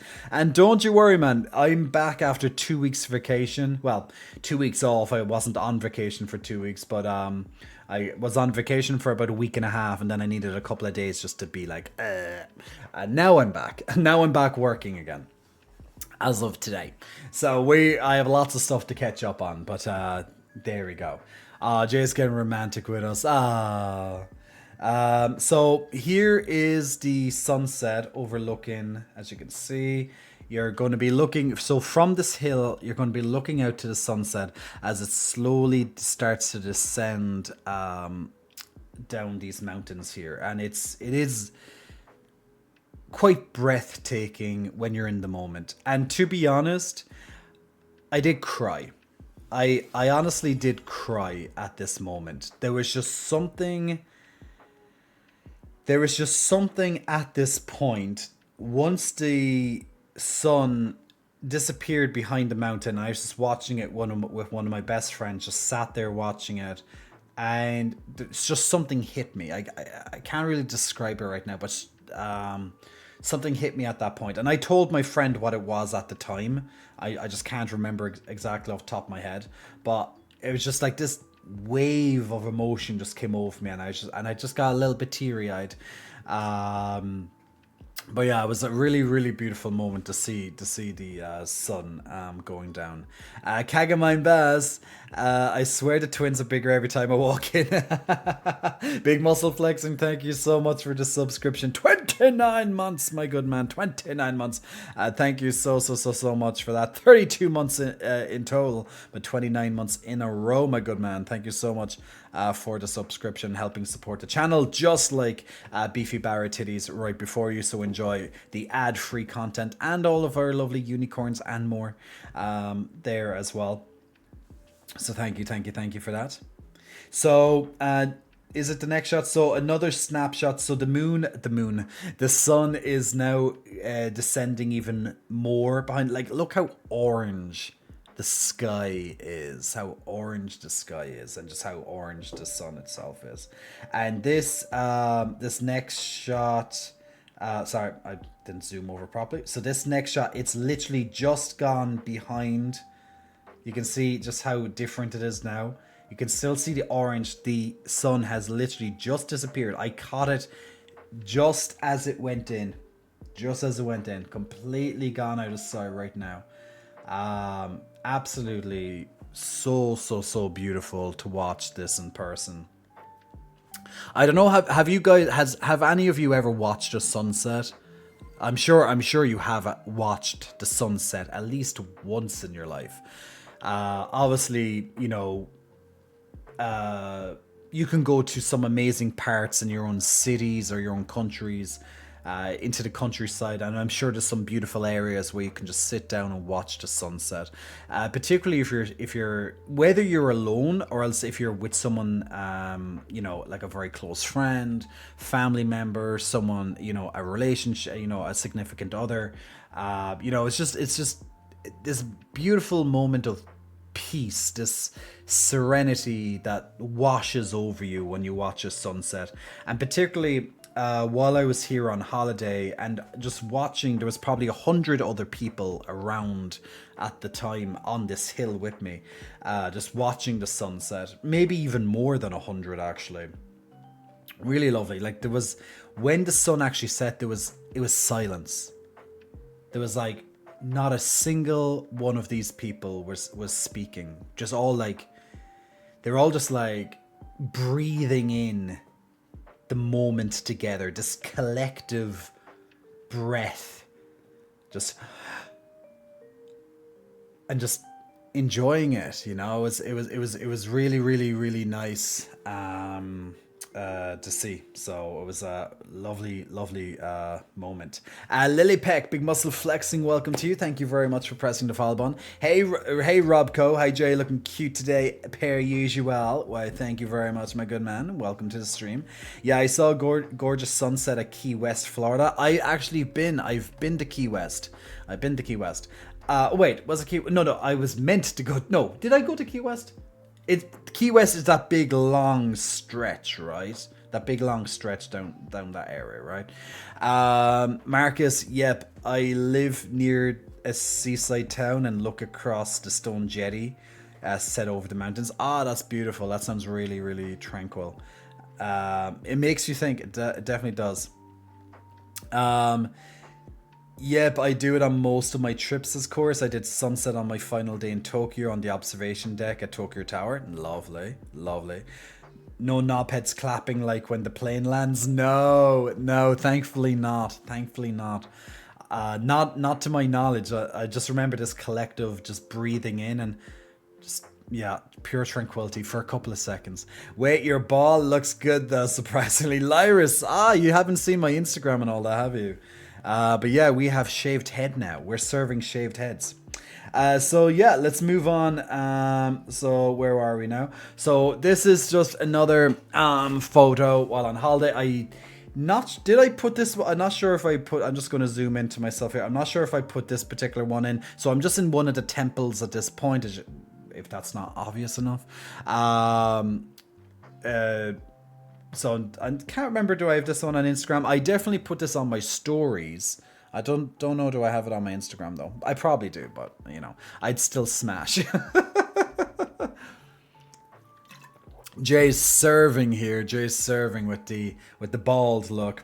We're giving I don't know, Vin Diesel vibes maybe, or what's his name? What's the guy that people always tell me I look like when I have a shaved head? Oh dear Jesus Christ, what's his name? Jason Statham. Jason Statham. That's what we're serving. Jason Statham. So this is another Phil Mitchell. Oh my god. No one knows who Phil Mitchell is, Marcus. I do because I watched EastEnders back in the day. I don't know, is he still alive? Or if his character is even still alive. But yeah. Phil Mitchell. You bastard. The Rock, yeah, the Rock's that'd be nice. That'd be nice to be compared to the Rock. This will look better when I shave it in 2 days again. He is and the character is. Okay, good to know. But we're serving right here. This is just another temple in the area. Remember that like ruined place I showed a couple of slides ago, that little video? This is just within that kind of park. You pay to get into this park and you can walk around. Not really much to see. I thought it was a little bit boring. It was like, it was more stone. But there you go. So this is from that park again. It pretty much is just the ruins of a town that's just preserved, and there's different parts. Now, if you've ever been to Rome in Italy, you have a similar kind of thing in the Roman forums. As it's a similar here type of experience where you can go in, you can see the ruins of the old town, or a part of the old city. You can do the same thing in Rome. So if you've seen in Rome, it's actually better in Rome, in my opinion. They've done a better job, but still, it's still something to see. Now we're taking it a step. Okay, so where are we going now? We're going away from Greece. So we are now taking a plane. I only have a few shots of this particular place, but yeah. So where have we gone, guys? Where have we gone? We went from over here in Split in Croatia down to Dubrovnik, and then we took a plane down to Athens here in Greece. Now from here, I went on a solo journey. I went back way over here to the Netherlands. So we went from Croatia down to Greece, now up to the Netherlands. So a different part of Europe, indeed. So we came right over here to a lovely, lovely city which you may have heard of before, called Amsterdam. Now, I've been to Amsterdam multiple times in my life. I've always enjoyed it. It's nice and chill, very chill. Anytime I've been here, very easy to get around as well. It's all about bikes. There's lots of bikes in Amsterdam. So it's not that big of a city. There's not that many people that live there. There's not even a million people that live in this entire city. So it's not that crowded. It's extremely expensive though. So, just like any other major capital city, Amsterdam is also extremely expensive. So, just bear that in mind. If you're going to stay there for a while, be ready to pay for stuff. Quite a lot, indeed. So I stayed for 2 days in Amsterdam. It was only meant to be one day, but I'll explain that in a moment as well. So I was staying here pretty much in central Amsterdam. So this is where the next couple of shots are going to be on my phone. Now, once again, some are landscape, some are portrait, just how it is. I used to be really good at geography, says Marcus. Geography, you just have to keep looking at the map and you'll get used to it. I kept mislocating where Croatia was all the time. I keep thinking it's beyond Greece for some reason. I don't know why, but I think I just get mixed up with Italy all the time. Greece and Italy I always get mixed up with. I don't know why, but so Amsterdam is full of canals. Okay, the entire place, just like you can see here on the map, it's surrounded by all these canals. Pretty cool.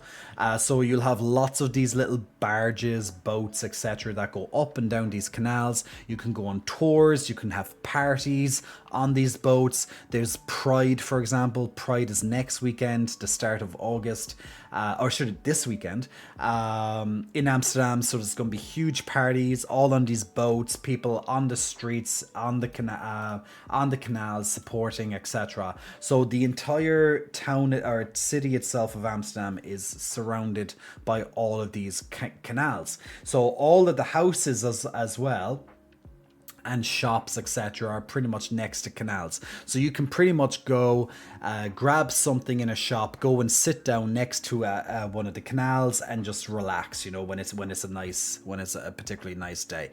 Now this photo here was taken of myself, my friend Igor. Now Igor here is 6'5", so he's pretty much a very, very big boy, to say the least. He's a big mountainous man. So I look extra small.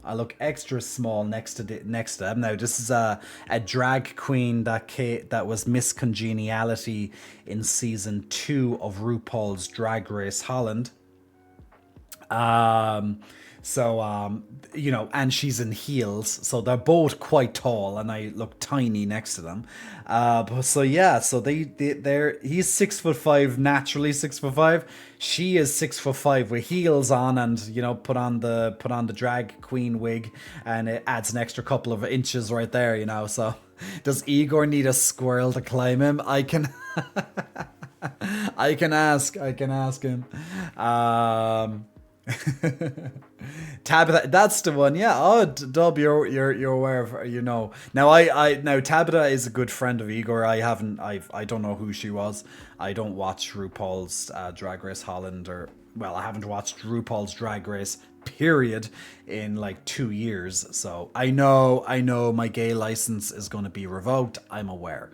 I'll get around to it sometime. Okay, I just have not had time. Aquatic, you're back. Had some drivers out. Oh, okay. Well, at least you fixed it, Aquatic. I remember staying in Dublin for a week. It was somewhere like €18 a night. €18 a night. 18. Keck, the minimum you'd get probably here now is €100 a night. In a hotel, it's probably 150. Airbnb, you'll probably get like 80 or something at a decent one. And yeah, I would also want also climb Mount Igor. Oh, well, a hostel. Well, okay, that'll be a little bit cheaper. So this is a gay street. So as you can see by the pride flags, but there's a gay street in Amsterdam, and there's a couple of different pubs. Basically, there's like 5 or 6 pubs all next to each other on this gay street. So you could sit outside, you're talking, you're also like body shopping at the same time. You're people watching. How you can sit down, have a sandwich or have a pint or whatever it is, have a cup of coffee, and you just sit down and you people watch. It's like sitting at Starbucks and looking out the window, or pretending that you are on a laptop or something, or you actually have a laptop and you pretend that you're important or whatever, because you're typing on your laptop, being pretentious as fuck, sat looking out at people in front of the window. You know who I'm talking about, people. So yeah, this is the same type of deal, but you're not sat at the windows, you're sat outside, and you're happily people watching. And this is Igor taking a little snapshot of me saying I'm running for my life. As you can see, I'm very much running right now. I'm like, yeah, guys, I don't run unless I have to. Yeah, but I'm running for his life. So Igor like took the bike ahead of me, and I didn't have a bike, so I got the metro into the central station, and we were going on a ferry, so he's just like capturing me as I'm walking. Never been able to tell. Oh, you're in a porno. Pretty much like Canal. Yeah, it's like a Canal Street in Manchester. Yeah, I've been there, so I can. Yeah, it's similar. Just not as cute, I suppose. You're better than me. I haven't watched RuPaul's Drag Race, period. The only drag races I watch are in HRA. Wait, that blonde boy that walked past looked hot. Who? What blonde boy? I want to see. Who's blonde? That's not a boy. What? Well, then again, don't... Oh, okay, yeah. Okay, I said... I stopped too early, didn't I? Let's zoom in. Oh, okay. He looks pretty handsome. Hello, tall boy. Oh, well, he's in Amsterdam. Of course, he's tall. They're all tall over there. Can we get like a little bit of a closer one? Okay, let's get right. Okay. Not bad. Look pretty good. Well, look. He's straight. Okay, leave him alone, Marcus. He's not he's not Marcus the gay. He's Sven the straight. Okay, Sven is his new name. Sven the straight. And then you have this little bastard then just coming up being like, yeah, I own the street, get out of my way. That's just how it is. So now we're taking a ferry across the water here. So this is a free ferry. You can go from the central of Amsterdam over to, I think we're going to the west side, northwest side right now. So to kind of promote people leaving the center of Amsterdam, they have a couple of free ferries that you can just hop on with your bike, or else you can just walk onto it, and it gets you just around the area a little bit easier. So some of these ferries are completely free just to promote, going out of the center, because obviously the center has a lot of stuff, so a lot of people just stay in the center. So this, encourages people to go out of the center. I so badly need to go to Europe on a trip, way more to do than in California. Well, it is what it's I guess anywhere that you are, you make the most of it, right? So there's stuff to do in California if you really want to. Like, I remember I was watching a podcast recently, and it's so true. It's like, let me show you. Let's go to Ireland. Okay, let's just zoom over. So here's Netherlands. It's only like 90 minutes. It's only like 90 minutes away from Ireland.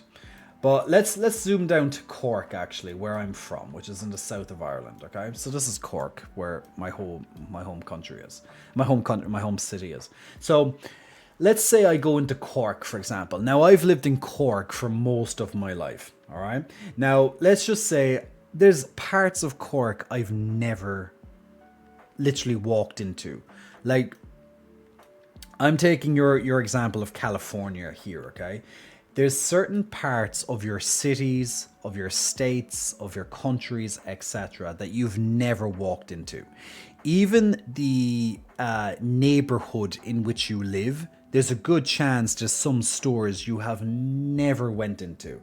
You pass them, but you've never actually went in to see the little intricacies that each shop or store presents. Now, obviously, when it comes to these big, huge corporations, like I suppose for the Americans, the Walmarts and all that, like, you see one Walmart, you kind of see them all, I guess, right? They're just lots of these franchises like McDonald's and all that.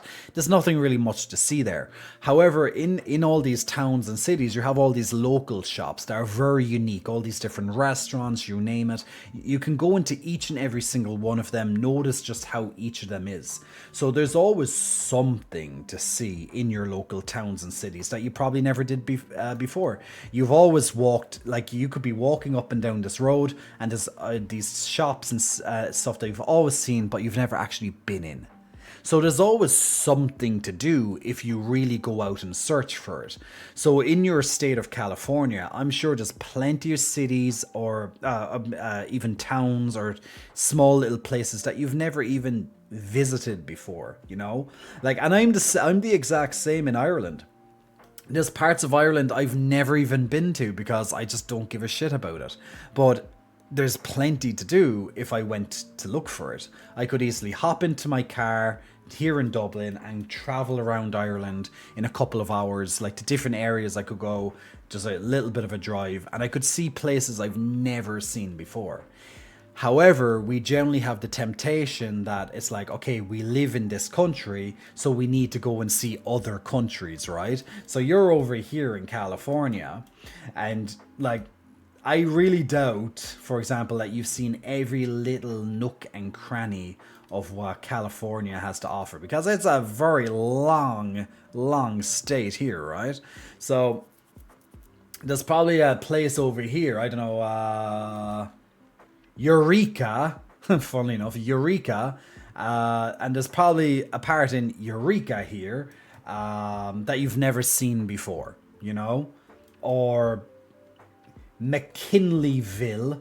I don't really know if whatever's in McKinleyville, but there's probably things you've never seen in McKinleyville before.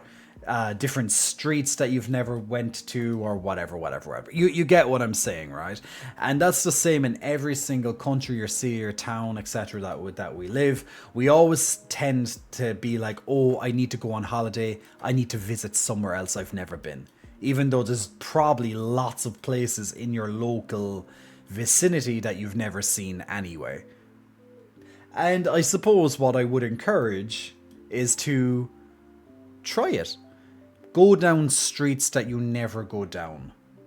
Go on little adventures when you can on weekends or days that you have off, or even on days that you are getting from A to B. Walk down a different street, you know, or drive down a different street, or instead of going to the same cafe or restaurant all the time, go to a different one. Try something different, you know, because then you feel like there's a bit of adventure going on. It kind of breaks a bit of that routine. So like me having this adventure for like a week and a half, going to Croatia, followed by Athens, followed by Amsterdam, that was amazing.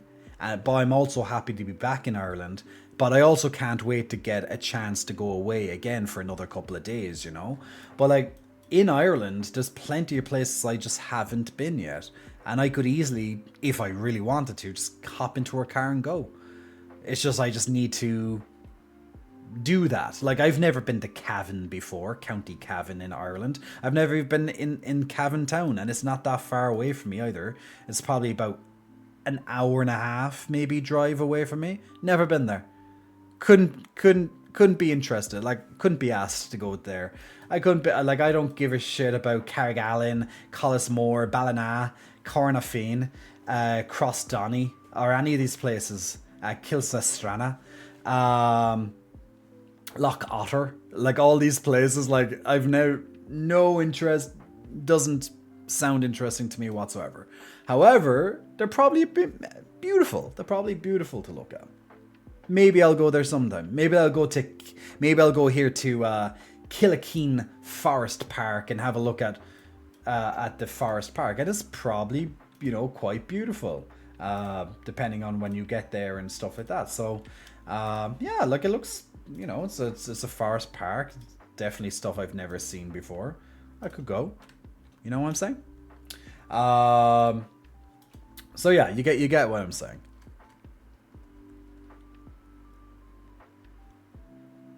Hey Distro Yanyarbin, Ego Jalapeno, Jerry's back, light the bonfire, light them all, man, light them all. What's this, Ben? What's this you posting? Oh, well, hello. Who is she? Oh, she fouling. I'm not sure what happened. Did she trip on, did her heel break? I'm watching her. Her heel broke. Did her titties slip out? I need to see, did her titties slip? Come on. Those titties are weighing down those heels, girl. Oh, yeah, catch the titties. Those titties gonna be knocking everything. If those titties fall on the floor, there's gonna be earthquakes. You're going that's going to be like a at least a 8 on the Richter scale. There's going to be literally aftershocks after that falls. Dear God, those are some big titties. Aquatic, while this is partially true, I mean more of the drive, like 8 hours drive, I can make it from LA to SF. In England, I can drive from London to Liverpool and back. It's the distance that constricts people. Yeah, like the USA is huge, right? I completely understand. I live in one of those states that have gators, says Nate. Jurassic Park. Make sure you don't walk down dodgy streets. It's 2 hours drive alone from SF from my to SF from my home city. Love the new hairstyle, looks good. Thank you, Alex. Glad that you're liking it a little bit. Now it will be shaved again. It will be shaved on Wednesday, but I'm doing some little scalp treatments at the moment. So I need to leave it grow for a few days. Her boobies have their own postcodes. Yeah, man. Definitely. So let me go back to where I was. On this. So when I was here in Amsterdam, we went and saw this. Now I hope some. Yeah, okay. I'm going to show you this one. Now we went to this art exhibition. I think it's called Artstadt. So I'm going to show you some really cool. Like if anyone here is into kind of like modern art and stuff, I think you're going to find some of these images pretty cool to look at. They're really, like when you're there in person, they're really popping, you know, like the colors, they're so vibrant, they're just whimsical, man. Now I don't have all the pictures, of course, but I took a couple. So yeah, enjoy it with me. We have gators in the pond in my apartment complex. That sounds fun. Gotta love that. You can't even go for a swim. You can't even like dip your toes in the pond without them being bit off, I suppose. So just to kind of give you a sense of scale, with me just standing next to this, these images are huge. They're on these huge canvases. I don't know how many hours or days or weeks or whatever it takes to kind of make something like this, because some of these are absolutely incredible to just look at, you know. And of course I take Igor is telling me at this point just to kind of show some boobage. He just captured this, so we're having some boobage moments, guys. We're showing my work of art in the gallery. Okay, we're all doing this exhibition together. So I'm exhibitioning myself, and I'm putting my version of art into the world. Okay, so that's how I'm explaining this one. So we're just taking out my art for the rest of the world to see as well. You just had a tiny one in California earthquake. I said that's pretty normal over there, no? Like small ones at least. We got wild turtle. They're cute but can bite hard. Wild turtles. I can't imagine they're that fast though. Mac Chompy bites your piggies off. Yeah. Mac Chomp. Titties and art, perfect, right? So here's another eye-popping. Like, look how I was saying to Igor, we need to get some LSD, okay? We need to get some LSD, and we just need to come back here, and we need to just trip some balls. Just trip some balls looking at this art. Like, you can imagine, if you're on some really high, powerful shit, yo, this will be fucking crazy. This will be a good as tattoo ideas. Yeah, it's this stuff, like just zooming in. Like, it's trippy as balls, man. It's really cool looking. Loves it. That would be hilarious to watch Jay on shrooms. I've never tried. I definitely would like to try at some point. In Africa, they eat tourists. Oh my god, do they? Do they eat tourists in Africa? But Big Muscle Flexing, welcome to you. Thanks for pressing the follow button. But yeah, it just this kind of, it's like Aztec. It's really cool. This one I thought was pretty interesting as well. This was like high up, so I had to kind of zoom in on this one. But This girl just like levitating. Maybe she's like being exercised or something at that moment. You know, the power of Christ compels you. You know, I'm not really sure, but pretty interesting image. I enjoyed it at least. Microdose it, but I'd never abuse drugs. Don't do drugs. Don't do drugs, McCartney. I heard that China started hating tourists. Won't be surprised. So this was kind of cool, kind of like street arty. Thought this was a pretty cool one. Just sticking out there. Come to Canada, I'll guide you through your first shroom experience, Jay. I'm very experienced. Yay! We're going to Canada. I'm gonna meet Dub, and we're going to have a trip on mushrooms. That's the only reason I come to Canada. It's just going a trip with Dub to some Mushroomville. Spain have been getting some really bad returns. Man, like that's just the world in general. You know, like the thing is with tourists. I'll talk about this piece in a second. With tourists, see, you have tourists who are very respectful. They're very respectful, and they want to be, you know, they just want to go have a good time, and you know they don't want to be causing issues. But then you have other tourists, right? And they literally go and they just are brats. You know, they're just brats. They're pests. They're like locusts. They're like locusts. They're worse than the plague.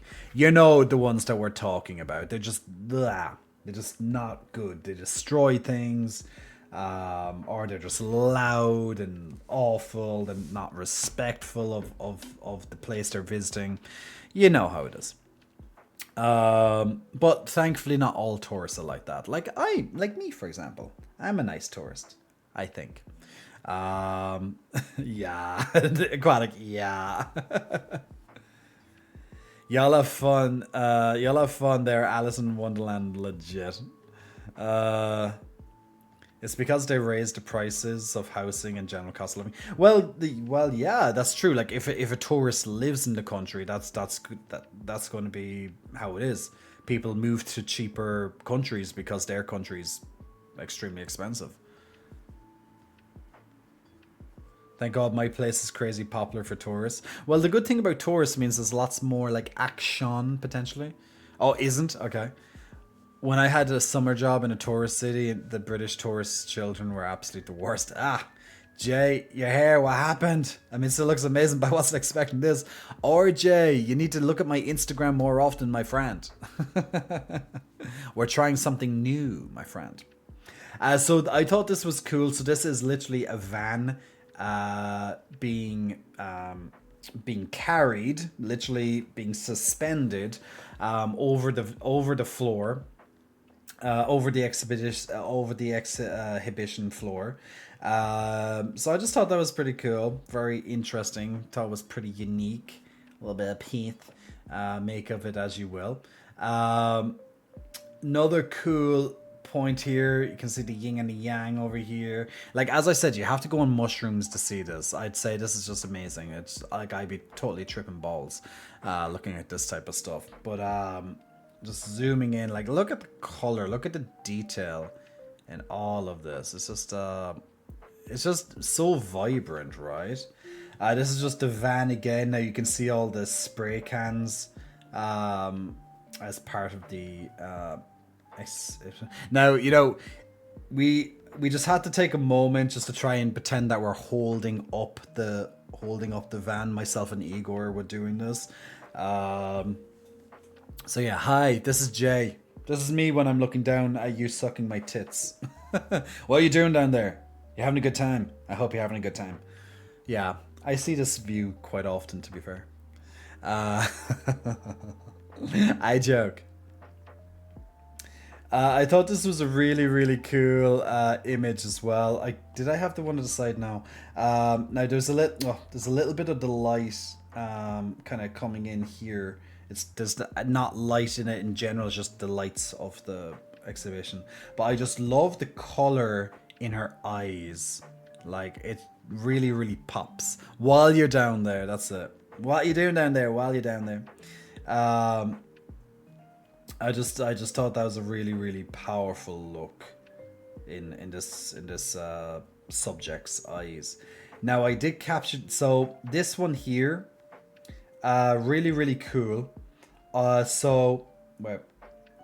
So this is the image. Oh, God. So this is the image how you see it first. Now there's these 3D glasses, one red, one blue, in front of this shot. So you can see this woman and a bit of a wolf. So as you go through each of the glasses, so we're coming into the red, you're going to see the wolf. Okay, so you're going from the original image to now going through the red 3D. Right, so you see the wolf. Now we're coming back to see the regular image again. And now we're going to the other side of the big glasses and we're seeing the blue. Pretty cool, right? So if I just leave that.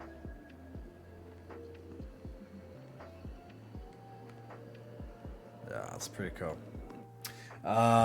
It's yeah, just fascinating some of these pieces, right?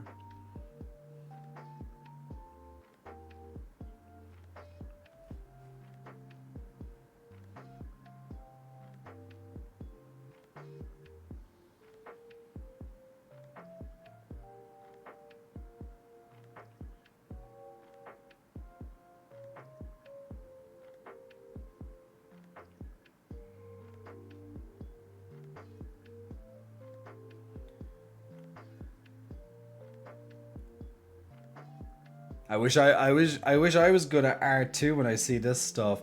But yeah, like in this exhibition that we went to, I just thought it was just really, really cool. Some of these parts, some of these images, like the color, there's the representation that they have in them. Like, just I just can't imagine how long it takes, and like you can see how huge these pieces are as well. It's not like it's on a little piece of paper type thing. Like these are huge. Like I can imagine the artist just up there, just with a brush, just like doing a little bit at a time. You know, taking the days or weeks it takes. Like look at the colors and how much they pop. Here it's just. I love the praying mantis type thing over here. Just like how evil it looks. It's like it's definitely giving the evils. Like look how evil that looks. But yeah, it's crazy. It's just crazy good. These type of images. I loved this one. No, I can't. I loved this one. Really, really enjoyed this one. I thought this was fascinating. You can just see, you know, one side and then you see the other side broken. I thought it was pretty powerful, you know. You can make of it what you will, what feelings and such comes from this, what is invoked from you when you look at a powerful image like this. Just to zoom in a bit. I just thought it was so cool.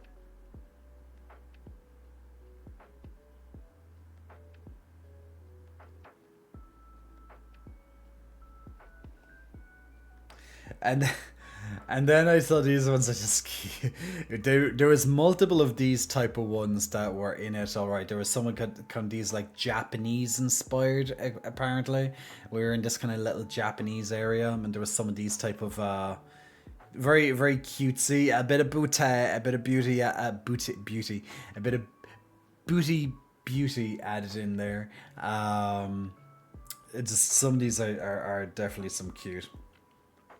And love always wins. They spelled always wrong, but it's all fine. And this one is huge. Like you can see how large it is. Like this is going all the way up the warehouse wall. It's freaking ginormous. I don't know how long it takes to make something like this, but this, like when you see this, when you walk in and you realize it's taking up like almost the entirety of the wall of a warehouse. Like just to give you a sense of the scale here. Phenomenal. phenomenal. I just really don't know how long it takes to create something like this. Irish wristwatch, indeed. So she's holding this like blue snake, a little kind of teddy bear.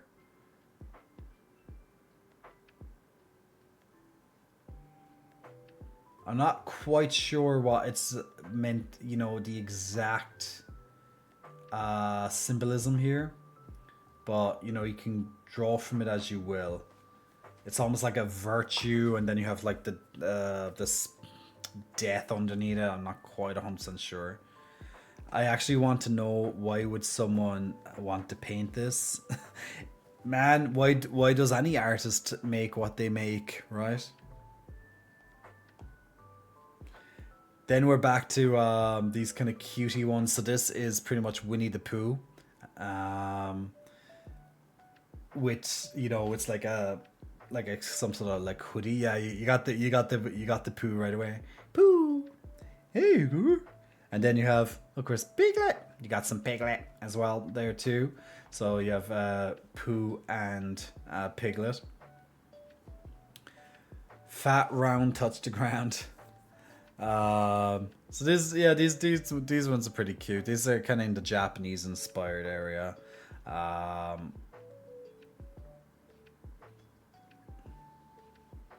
So it's to kind of these children again, and this is outside. You can just see Igor there walking around. You can see all the graffiti on the walls.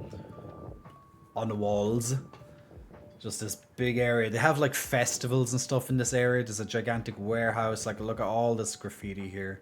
But you know, graffiti is like very well respected in this area. You know, it's not seen as kind of trashy kind of thing. Like, you know, it's all cool in this particular area anyway. And yeah, this is just some more buildings around Amsterdam as well. You'd see this all in, you know, central area if you ever go there. And as I mentioned before, so you have these boats or these barges even, and they go up and down the canal. You can rent them out, or you can go on little tours up and down the canal in these. But you can also just sit down at the canal, have a sandwich, have a joint, have a cookie, whatever it is. Because as you might know, you know, weed, for example, would be legal in Amsterdam. So when you're walking around, you see people just having their smoke, or you can go into the cafes there, into the coffee shops as they're called, and you know, you can get like a brownie, like a weed brownie, for example, sit down, chill at the side, lie down at the side of the canal and just chill, dude. You know, or just stay in the coffee shops themselves, have a joint, or have your, you know, your brownies and stuff, and have a nice chill time. Weed is life, Jay. Now, I didn't do that this particular visit. I have done it in the past. But I didn't particularly do this visit. But I had other things to do while on that visit. So there you go. That's pretty much it, guys. That's pretty much it from my holiday. So we started in Split. Went down to Dubrovnik, then flew down to Athens in Greece, then flew up to Amsterdam, then in the Netherlands, and so showed you a lot of imagery and never seen before stuff along the way that wasn't up on the social medias. So I hope you enjoyed a look at that. There we go. Just turned off the app there. So yeah, nice little sex in public is legal in the Netherlands. I don't believe so. I don't believe so. Like, they have the red light district, of course, but the red light district it's not what you think. Like, pretty much the red light district is pretty much girls that are dancing. They can be nude or half nude and stuff, dancing in the windows, for example. Blue light district for the gays. Yeah, I need to go and find where that is or whatever. But that's definitely what they need to do. They definitely need to allow us to have this in our lives. There should be one for the men. There probably is something.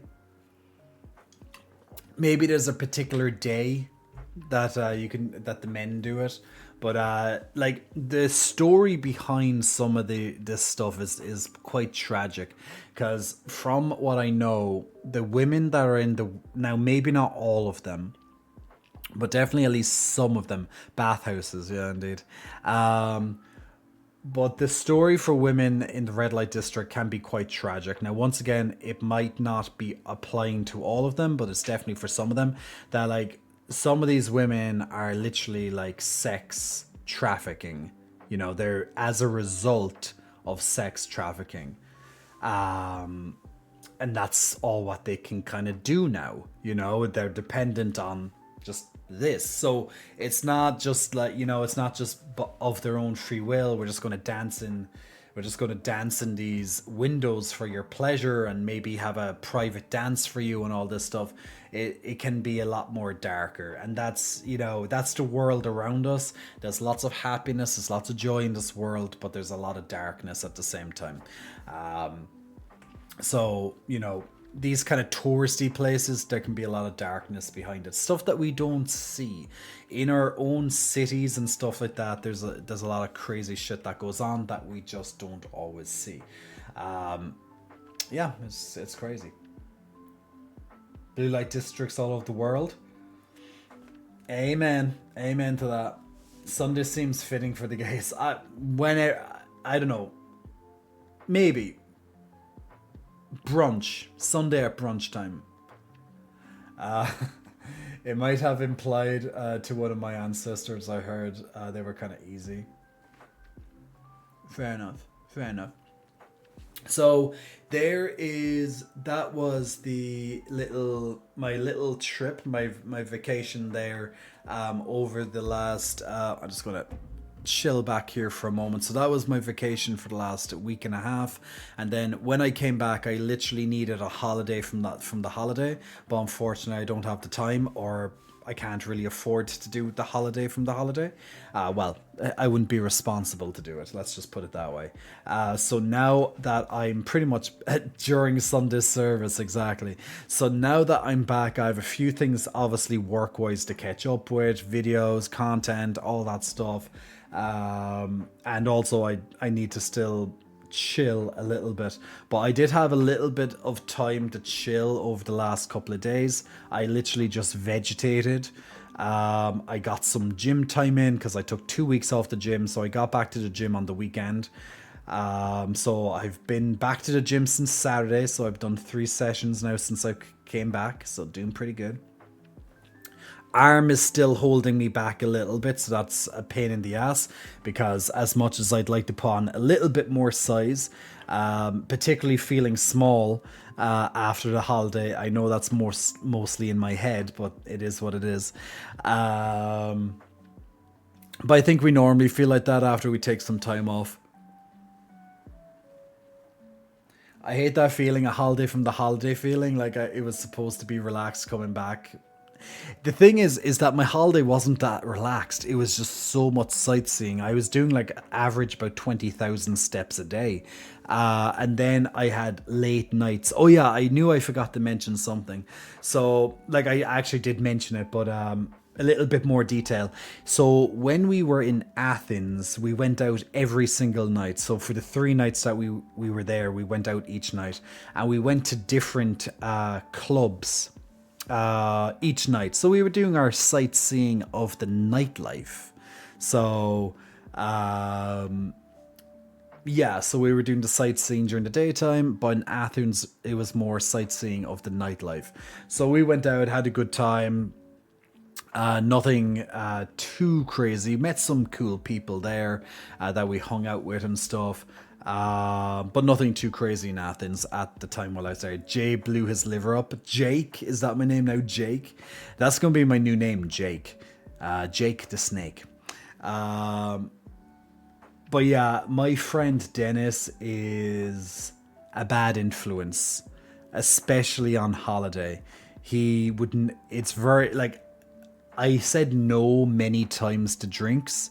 But there were times I gave in, and those times, particularly in Athens, is when I gave in. And that's probably where the bank account money diminished quite rapidly. Now, the really cool thing is that there was one particular bartender that really, really liked us, because when we generally ordered, sometimes we ordered shots with him, and sometimes he'd just give us free shots. So that was pretty cool. Because do you know how sometimes you might buy a shot for the barman, and then he remembered us, so each time that we kind of went back, like he'd be there ready for the shots, and he'd even give us free shots as a thank you. So we're like, woo, free shots, yeah. Did you do the €300 dinner again, Jay?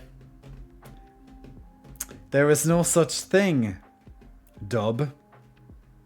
There was no such thing as the €300 dinner. Nope. That never happened. Never. Nah, not in my book. Never, ever happened. I don't know where you got that story from. I never heard of a €300 dinner. And did you need to get a kebab after again? I never done. I don't know what you're talking about. No. Nope, don't know what you're talking about at all. So, I'm just gonna bounce my boobs for a bit. Does that work? Can I get out of this now? It's on video, Jay. Yeah, so when we were in Dubrovnik, my friend Dennis, as I said, a bad influence, decided to treat me for my birthday. And he had one of his habibis, as we call them in the Middle East, the habibis. One of his habibis suggested this restaurant for the experience. And the experience was definitely an experience. It was extravagant, I suppose. Just, you go in and you're greeted. You're brought up these steps. You feel fancy. You're being treated to this and that and blah, blah, blah. And you're taking the best care in the world. It's not my life. It's not what I want to be. I never want to be fancy. I think it's all very pretentious and shit. However, for this one-off occasion, he brought us to a place called 360. I'll see, can I, give me a second. I'm going to see, can I Google Maps this and give you an idea.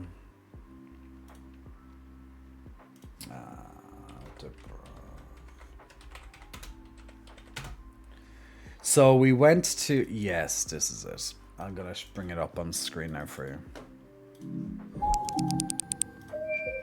So we had this kind of, it's called a 360 restaurant that was in, now it's probably a franchise, maybe it's all over, I'm not too sure, but you have this, like, you're up on the, well, at least here, you're up on the wall battlements of Dubrovnik, okay?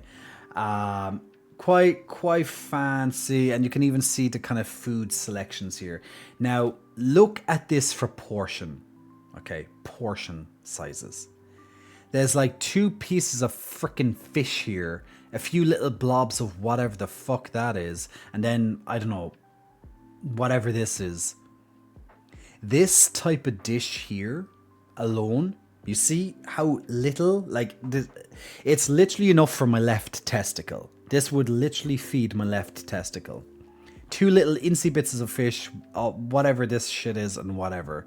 Yeah, it looks like a flower. It's probably caviar or something like this. This 2 dish, okay, now it comes as 2 dishes. You'd have something like this as 1 dish. The 2 actually, I need to cross check this. I need to cross check this because I don't want to give a lie. I don't want to lie. I'm actually going to show you the menu so you know I'm not lying. I'm sure, did I save the menu? I had it here somewhere, but I might have deleted the menu. Because I shit you not. No, I must have deleted the menu. Wait, it should be, if I delete the menu, it should be it should be my recently deleted tab. 1 second. No, is that it? Okay.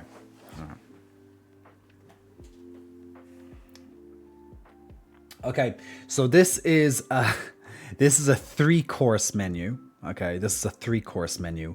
€186. Okay, that's over $200. Okay, just for the food. This is not including drinks and whatnot. Okay, so 180 freaking €6 for a 3-course meal. Each of the things are like, you can see them here. Okay, this is your 3-course meal. 3 of these tiny little edible whatever the freaking things. Now, are they delicious? Yes, they are delicious, but there's nothing on your plate, man. There's nothing on your plate. €186 for the presentation, you know? Like, fuck that. Like, this is what rich people eat, you know?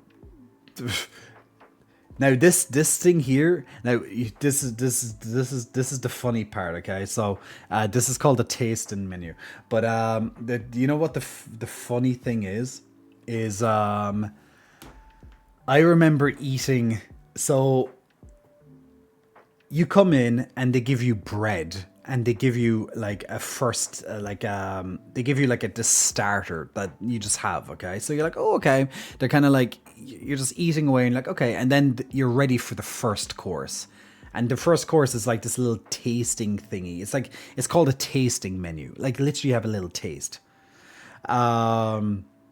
Now, I didn't have the 3-course menu. I had the 2-course menu, and the 2-course menu was a little bit cheaper. It was like 120 or so euro or something like that, roughly, maybe a little bit more. But still, very fucking expensive. So you have this like starter, and then you have the first course, which is something like this. Okay, this tiny, like you'd eat it in like 2 bites, kind of thing. It's tiny. It's like a little bit of ravioli or whatever that is. But these portions, as I said, tiny little things. They're gone in a second. So I was like, okay.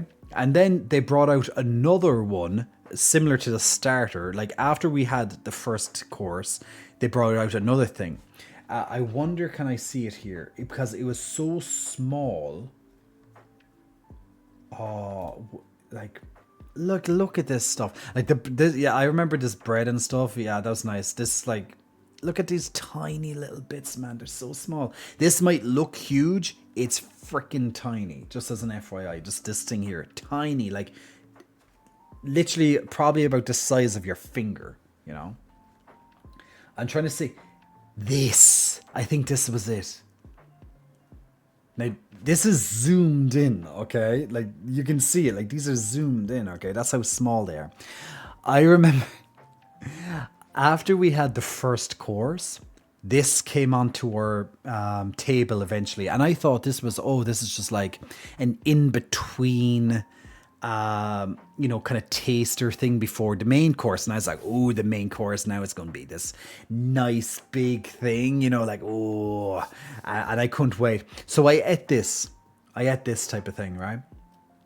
And then I was there waiting for a while, and then all of a sudden they came out with this like little birthday, because Dennis obviously told them that it was my birthday, like he was celebrating it a couple of days after the actual birthday, because we weren't together at the time. So I was like, oh, this is strange that they're coming. Like, in my head I'm like, this is a bit strange that they're bringing me the birthday thing before the main course. But I was like, okay, cool. So it was this tiny little thing anyway. So I was like, yummy. So I turned to Dennis and I said, when's the main course coming?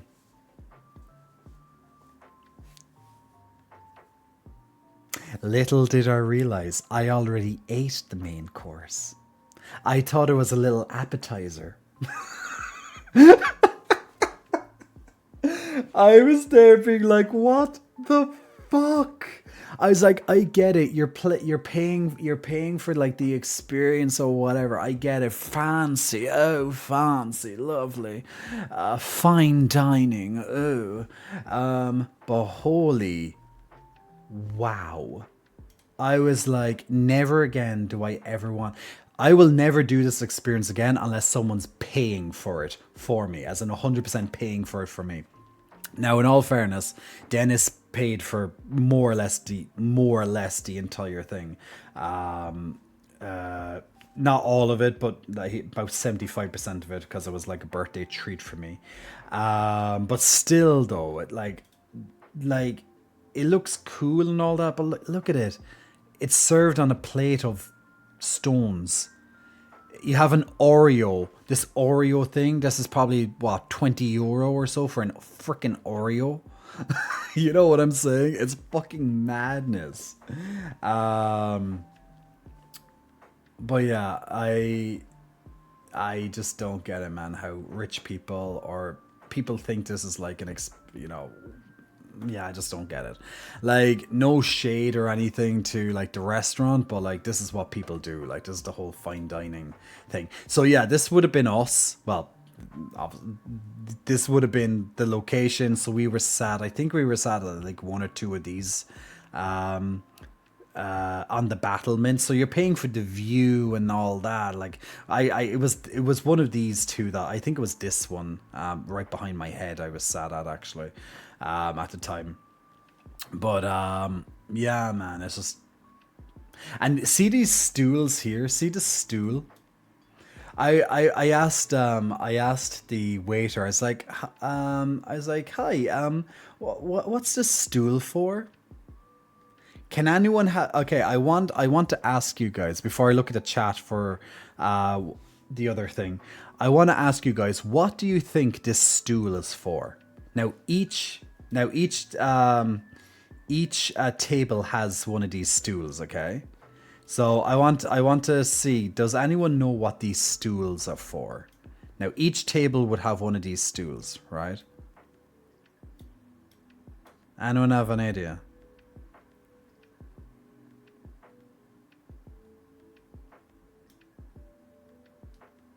You might have seen it already, but look, it's for the women's handbags, so they don't touch the floor. It's for the handbags. That's what the stool's for the women, for their handbags. Or maybe for the men and the man bags, man purses or whatever. Fancy, right? Fancy. I shit you not. And you know I'm telling the truth because you can see it in this photo. The women have their bags on the stools, so they don't get them dirty, you know? Which I can understand, but yeah. I guess it's somewhat clever or whatever, but yeah. Never seen some wasps. Just for the rich drunks to not feel as terrible for drinking all night and out eating. Man, I'm glad that I can cook all the foods that I love to eat. Some require a lot more time, fancy ingredients, especially equipment. This is why I don't go to the Michelin star restaurants. Rich food, fancy food isn't for eating, just for status symbol. Yeah, just go for the experience. Most of them aren't worth it. Nah, man, like, I don't ever want to do this again type thing. As I said, if some rich person wants to bring me out and has me eat here, just bearing in mind, I'm going to ask them, can we go to like McDonald's afterwards or something? So I remember, I think I was saying it to you, Dub, at the time, you and Gary, literally, guys, after I ate here, okay, now bearing in mind, like, two of us would have paid over €300 for this, like, in total, and that's not including the drink on top of it. We had some prosecco with it and such, so it was about €300 for this experience, right? And right afterwards, I turned around to Dennis when we left the restaurant. I was like, we need to go and get some more food. I was like, I'm fucking starving. You know? So we looked for the closest, any takeaway, kebab, fast food thing I could find, because it was like 11 o'clock at night. Other places would have been shorter. I'm not going to another restaurant. I'm not paying more money. We just paid 300 fucking euro on a restaurant for like stuff that wouldn't feed, as I said, my left testicle. And yeah, there we go. 300 euro. And I literally was like, I need more portions, man. Like I said it, like anytime I go to a restaurant, what the most important thing, well, obviously the food has to be good, right? But the most important thing for me at the restaurant is the portion size. I go out to eat food. I don't give a shit how it's presented as such. Like, just pile it onto my plate. That's all I give a shit about, is the quality of the food on my plate. I don't care how fancy it is. Your little touches that you do in chefing school or whatever, putting the nice little bits of mint on the side and a little bit of a little bit of the sauce and drawing your little designs and stuff. I don't give a shit about that. Just literally plump some shit on my plate so I can fucking eat it. That's all I care about. So when you present to me this fine dining experience with these tiny little portion sizes that are like the size of one of my fingers, and it costs like 50 euro for one thing that's the size of my finger, I'm out. You know? And I don't think that's unreasonable. But yeah, that's just how it is. Noted. If Jay ever comes to visit, I'm going to take him to the hole in the wall, massive portion, dirt cheap places. There we go. Bring me to them. I don't care how, like, as long as the portion sizes are huge and the food is decent. It doesn't have to be amazing, but it's decent. Like, it's enough to feed me. We're good. Hey there, Jason Statham, sibling. Hey, Glam. It's been 84 years. It's been a while, right? It's been a while. But yeah, that's just how it is. So when I saw that those little stools were people's purses, I was like, this is definitely not my lifestyle. Like, I felt so out of place. I felt so out of place at this restaurant because it's just not me, you know? But look, I said it to my friend before we even went there. I was like, okay, like, he gave me the heads up. We're going to be doing this experience. I was like, we're what? You know, I was giving him the evils at the time, but then I was like, look, okay, it's my birthday. It's for my birthday. It's a birthday treat. Okay, I will digest it just for this moment, but I never want to do it again. So I had the experience, but I never want to do it again. So there you go. Unless some rich motherfucker is going to bring me out and then he's going to bring me to McDonald's or somewhere afterwards or a kebab place or whatever. Because that ain't feeding nobody. That ain't feeding nobody. Jem, so sorry to say this, but I miss your beautiful hair. You look like Josh West and old gay porn star. Oh my god, Glam. Well, fair enough. If I do, I do. But look, we'll be shaving this again. Nothing like a good chipper, I know, right? We'll have some fish and chips, or some battered sausages or something. Yummy. I haven't had a battered sausage in ages. I want some battered sausages now. Or you know what the huck? You know what would be really cool as well? A nice Irish breakfast. You know, a nice Irish fry up. Yummy. Tasty. Josh is hot too. Well, okay, if he's hot, that's good. You can see the stubble. Yeah, like look at my head. Can you see my head? You can see all the stubble. You can see all the stubble coming up. You see? Like, it's when you shave your head, guys. Like, whenever you have like if you've ever had a short hairstyle or you felt a friend's hairstyle, you know when the hair is like little bristles, right? The tiny little things, and they feel like you're just rubbing a brush. You know, that type of thing. You're like, yeah, that's literally all over my head right now. It's just all like a brush. It's all over my head. It's nice. But I can't shave my head for 2 more days because I'm so I said I was going to tell you this story. So we just went through the entire holiday. We went from Croatia to Athens to Amsterdam, and I showed you all the photos, the videos, all the stuff you didn't see on Instagram. That's what we've literally been doing for like about 2 hours or so now. And then I just showed you this crazy fine dining experience that waste of time, but it is what it is. And a 5-1. Ooh, a nice bit of a Chinese 5-1. That's nice. So pretty much what a 5 and well, I know what a 4-1 is. The 5-1's probably chicken balls or something.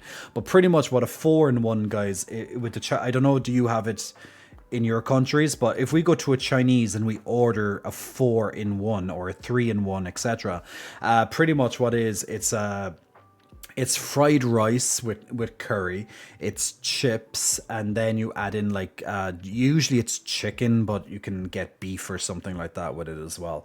And yeah, that's pretty much it. And then you can get like some extra stuff added into it too, depending on if it's a 4 or a 5. But it's tasty. It's really, really nice.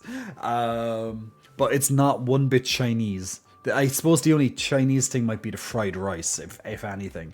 But it's just very fucking tasty.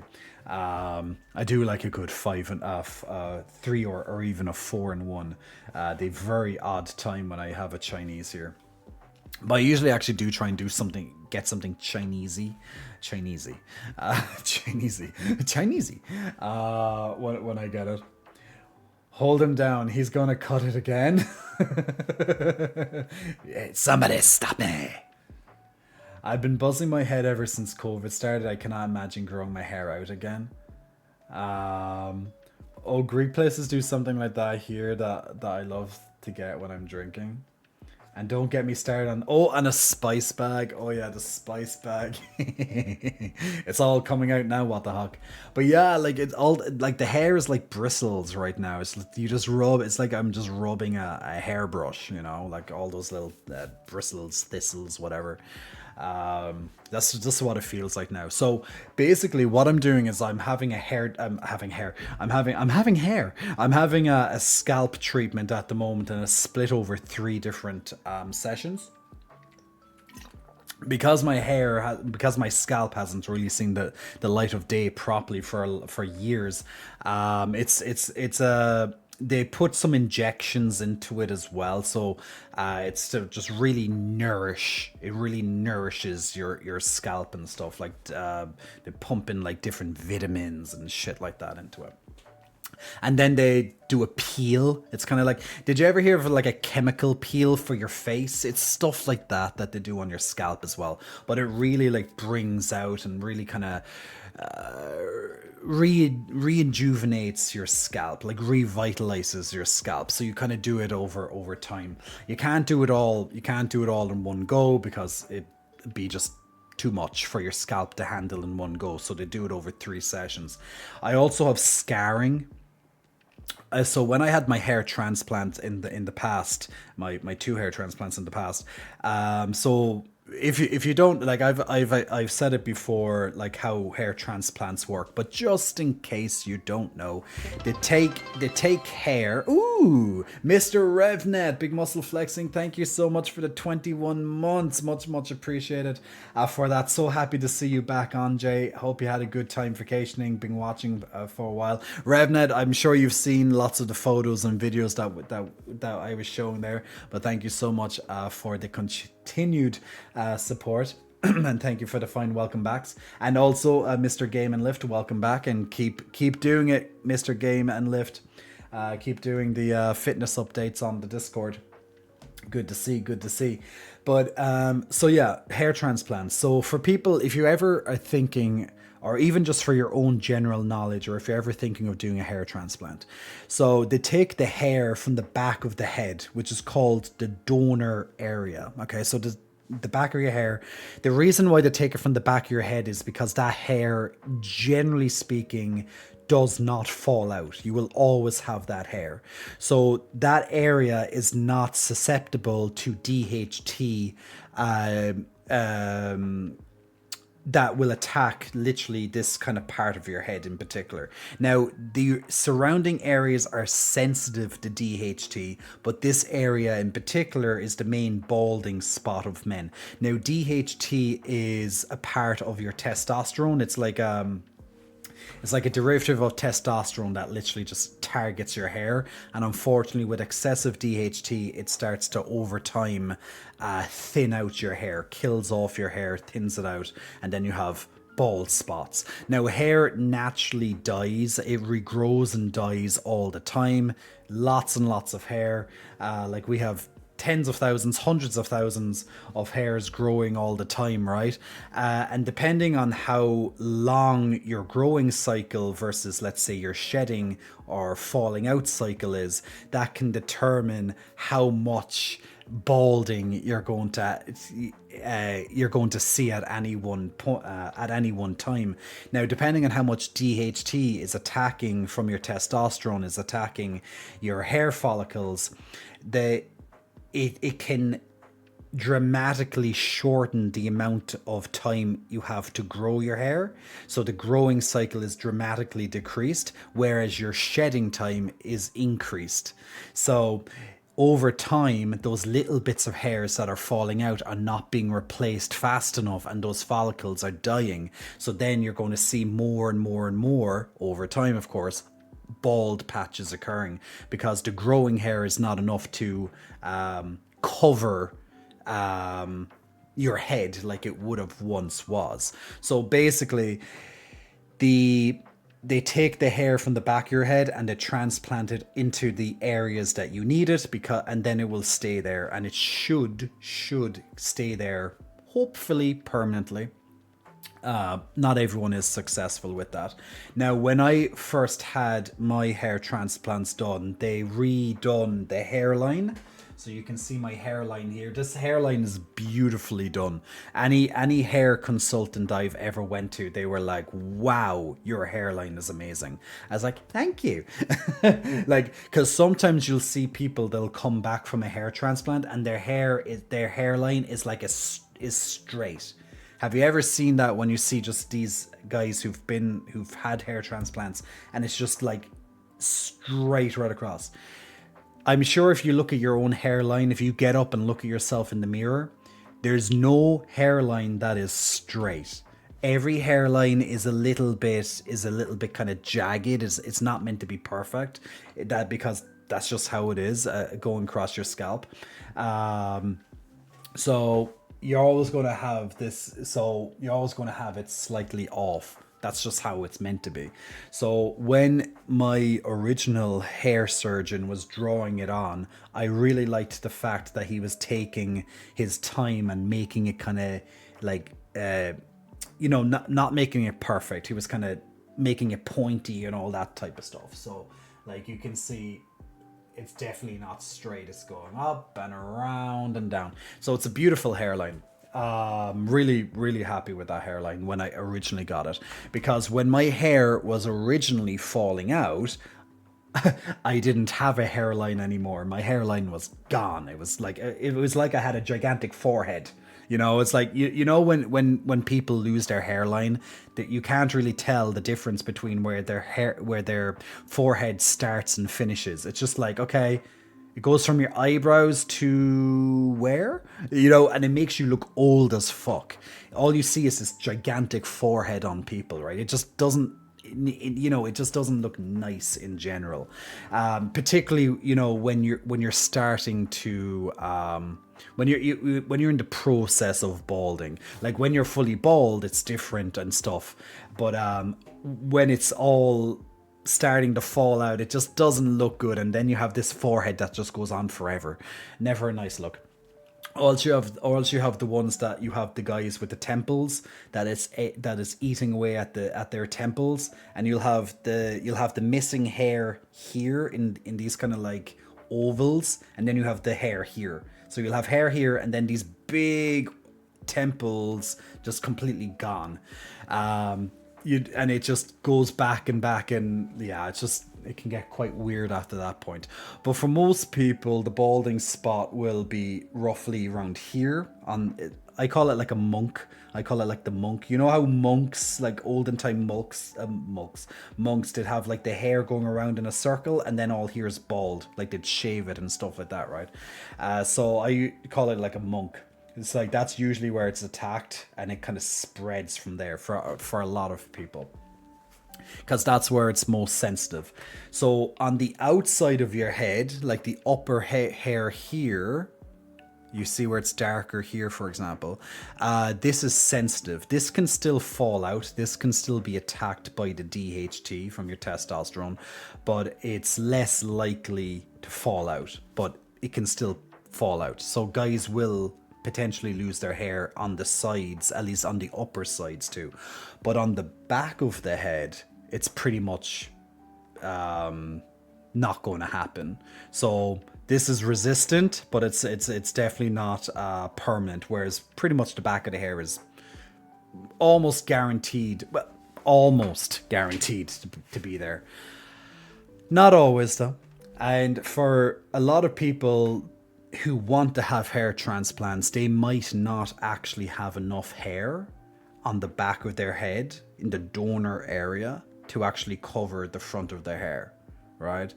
So that's the unfortunate side of it. So some people can't even have a hair transplant. I was lucky enough to have 2, and that was to reconstruct my hairline and to implant hairs where I was losing my hair.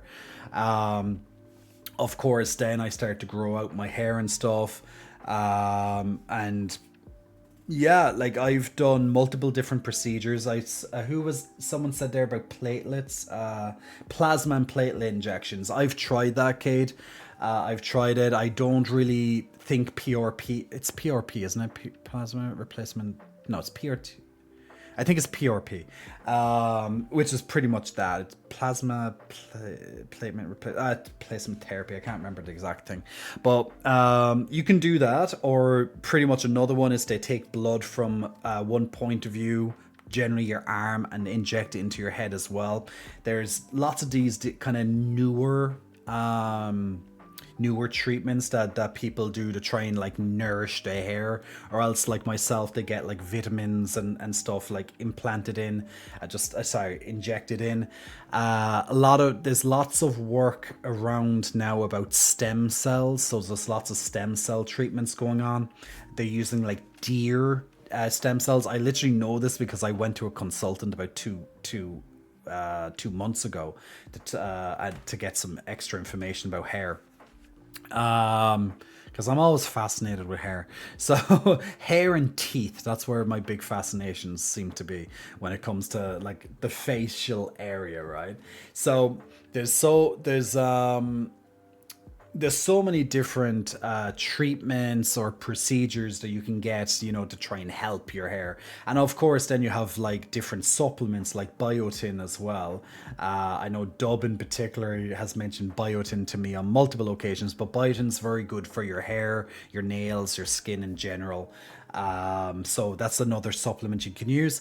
There's also, you can go for more of prescription medicines. So there are prescription medicines that you can also take. You'd probably have to consult with a doctor before you can take any of this stuff, and also be aware of any side effects, and that's things like finasteride. So there's a pretty powerful one called finasteride. It does have some serious downsides. Doesn't affect everybody, but like some downsides can be things like, one that no guy realistically wants, and that's erectile dysfunction, so ED. That can be a part of hair loss treatments. So if that is a case, then that's something you'll have to battle with, having hair or having a floppy dick for the rest of your life. It's it's like, this is what finasteride can do. Doesn't happen to everyone, as I said, but it can happen. And then there's also minoxidil as well. There's oral, and there's also a topical. Now, lots of people know minoxidil like Rogaine and stuff, where you just kind of massage it into your head. That one doesn't stimulate your hair follicles as good as the oral versions of minoxidil, from what I've been told. From not only consultants, surgeons, and also research-based evidence, the oral is better. But there's all these serums and other treatments that people use to really keep their hair, because guys, like, at the end of the day, it's very personal, your hair. And that's anywhere from hairstyles to how much hair you want, to preventing hair loss, etc., etc. Because there's not I really find it hard to believe there's a single guy out there that looked in the mirror one day when he started to lose his hair and was like, oh, that's fine, that's no problem. I honestly don't think there's a single guy out there that is like, oh, that's fine, it's okay, that's life, you know. They'll come to accept it eventually, but generally you're going to start jumping to like, oh my god, what's happening, oh shit, fuck, and you're going to start researching into, okay, what can I do, blah blah blah blah, and you're going to start taking these creams, you're going to start taking the minoxidil, you're going to start going to the doctor and seeing, can you get these different medicines, or you're going to start shaving your head so it's shorter so people don't see it, or else you're going to grow out your hair more and have like try and comb it over or hide it, or you're going to try and get the hair fibers and spray in your hair and try and hide it. I've done that on plenty of occasions, putting in the to cover the little spots that I had in my hair, or else you're going to go out and you're going to get hair systems, or you're going to go and get whatever it is. Realistically, you're going to go and you're going to hide it. Like, that's generally the first port of call, is to hide it. Like, how can I prevent any further hair loss, or hide the hair loss that's already happened, you know? Because in most cases it's not going to be reversed. And then on the extreme end of it, you're going to go down the hair transplant route, which is where I also ventured down. So pretty much for lots of these different procedures, I've done it one way or another during my hair loss journey. And at this point in my life, after doing all this stuff for years, all these different things, I finally just got bored of it. I honestly got bored of it. Another bad haircut. Yeah, that's it. I got bored of trying to keep longer hair. I was bored of even extensions. I was just tired of it, man. It's just too much maintenance. And I said, you know what? I picked up the courage and I decided to go to my barber and get a zero literally all over, just the entire thing off. And now right now, because I have my scalp treatments, I can't shave it all off like I was doing. But I have the option now, because I've had hair transplants and such. I have the option to leave my hair grow a little bit. Realistically, I can leave it grow short, or else I can keep it shaved, or I can go down the kind of bald route. And that they're my kind of options now. I don't want to go back to other methods. I've been there, I've done it, I'm bored of it. So generally I'm going to probably, like, I can't tell you exactly how I'm going to wear my hair in 2 or 3 years time or whatever, but at least right now I'm bored of it. I don't want to spend, a half an hour every morning or whatever, try to put up all my hair. Like you get up in the morning, and if you're having your shower and if you wash your hair that day, because obviously you don't have to wash your hair every day, but and you don't have to style your hair every day, but on the days that you do, for example, or maybe you do, but you don't have to, but yeah, on the days that you do, You're going to go to the shower. You're going to put the shampoo into your hair. You're going to put the conditioner into your hair. You're going to put the serums into your hair. If you do that, then you're going to come down. You're going to blow dry your hair. Then you're going to have to put product into your hair. Then you're going to have to style your hair with the blow dryer and the comb, or the multiple brushes that you may have. Then you're going to then you're going to put more product into the hair to hold it, to freeze it, and then you're going to put probably one more thing, such as like a hairspray, that just really hold it in place. That whole process can take a lot of time, and it adds up, you know. And then anytime when you need to go to the barber to get your haircuts and blah blah blah, that's a hell of a lot of time. That's a lot of money. So that's, when you think of it, how much time you realistically put into your hair, particularly if it's lengthy, and you like to style it, it adds a hell of a lot of time, right? And a lot of cost at that. So over 3 years of me constantly obsessing about having longer hair, trying to style it, being disappointed, hiding balding spots, or just hiding parts I didn't like, trying different things, I was just bored of it. And it took me a while. It took me a few months to really dig up the courage to go, I'm going to shave it off. I consulted with multiple friends. I wanted to get their opinion on it. I consulted with my family. I even dropped hints to you guys, as some of you will remember, being like, guys, I'm thinking about it. When I said I was thinking about it, I already had my mind made up. I just needed, if anything, I needed that little bit of an extra input from you guys, a little bit of that kind of feedback. What do you think? What do you think if I shaved my head? I already had my mind up. I was going to shave it anyway. I just wanted to hear it from you guys, you know? So, yeah. So, in a way, I consulted you, but I wasn't going backing out of it at that stage. And I said that weeks beforehand. So, I already had it in my head that I was going to do it. I just didn't know exactly when. I was trying to pinpoint around my birthday, either slightly before it or else after I come back from my holiday. So, I knew it was going to be probably sometime in July, maybe August, the start of August, something like that, but I wasn't quite sure. I could have stretched it out a little bit longer, who knows. But yeah. Yo hey, big muscle flexing, thank you so much, yo hey, for the subscription. I only noticed that there. Thank you so much. Love you too. 13 months, oh my god, it's been over a year. It's been over a year now. Yo hey, thank you so much for the subscription, man. I'm in my own little story mode for that, but hopefully you've been enjoying the show, and anyone else as well. Hope you enjoyed all the photos and videos that I've been showing over the vacation there.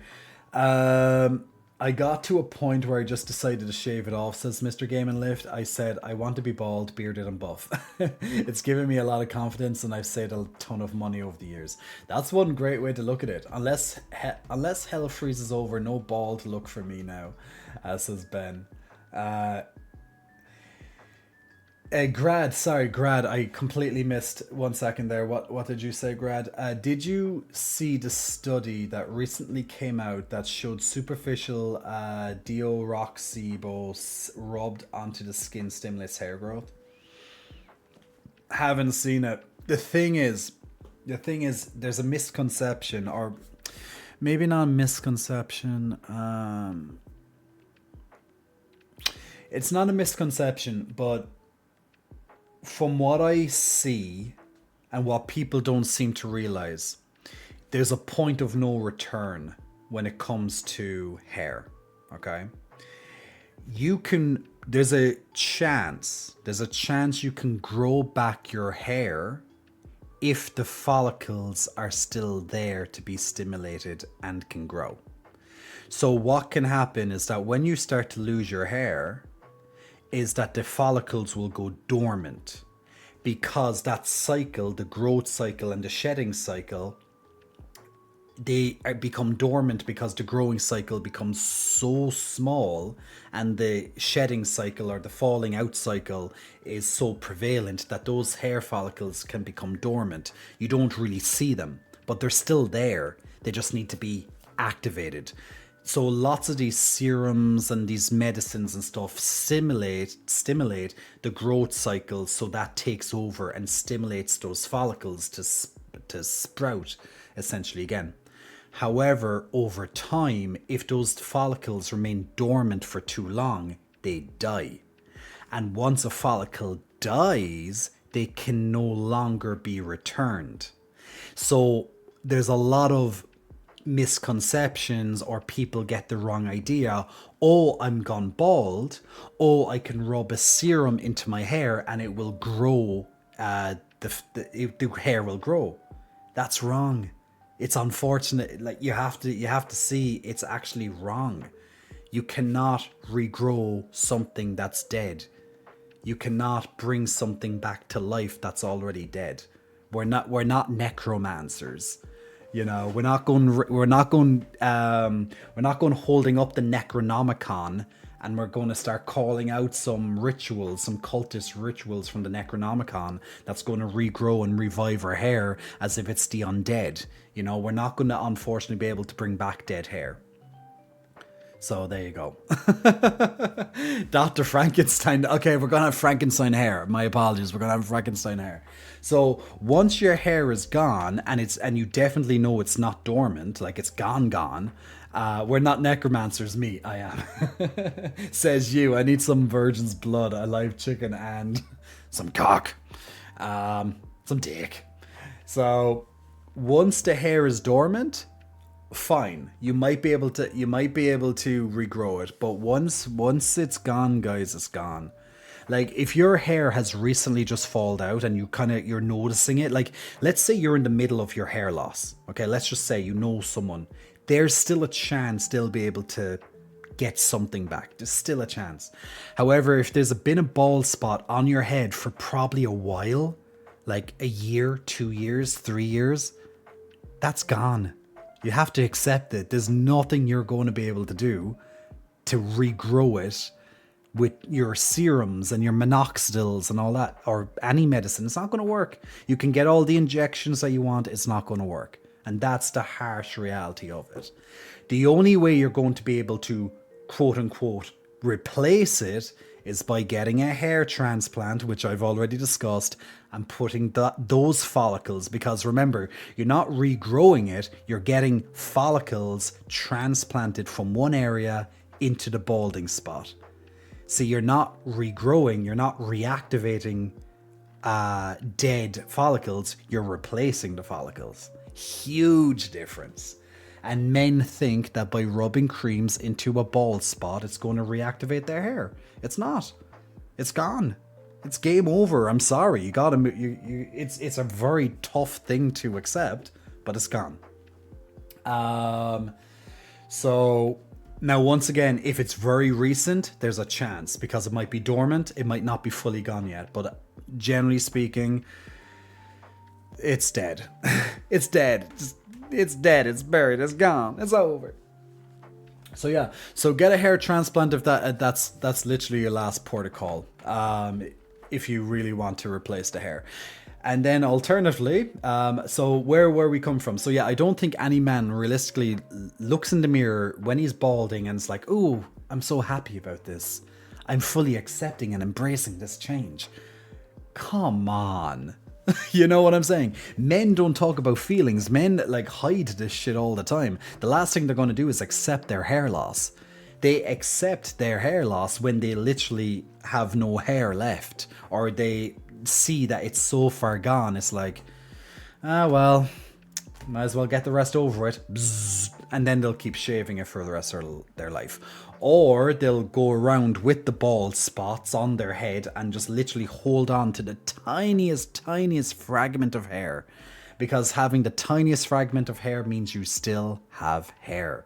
You're not bald unless all the hair is off your head, right? So you'll see guys, and God bless them, but you'll see guys going around with the most freakish freakishly bad haircuts, a really bad hair day, just to kind of try their best to hide the little, the little comb overs and just all the shit, man, all the sprays, all the stuff. You'll see it, and my heart goes out to each and every one of them because I've been there.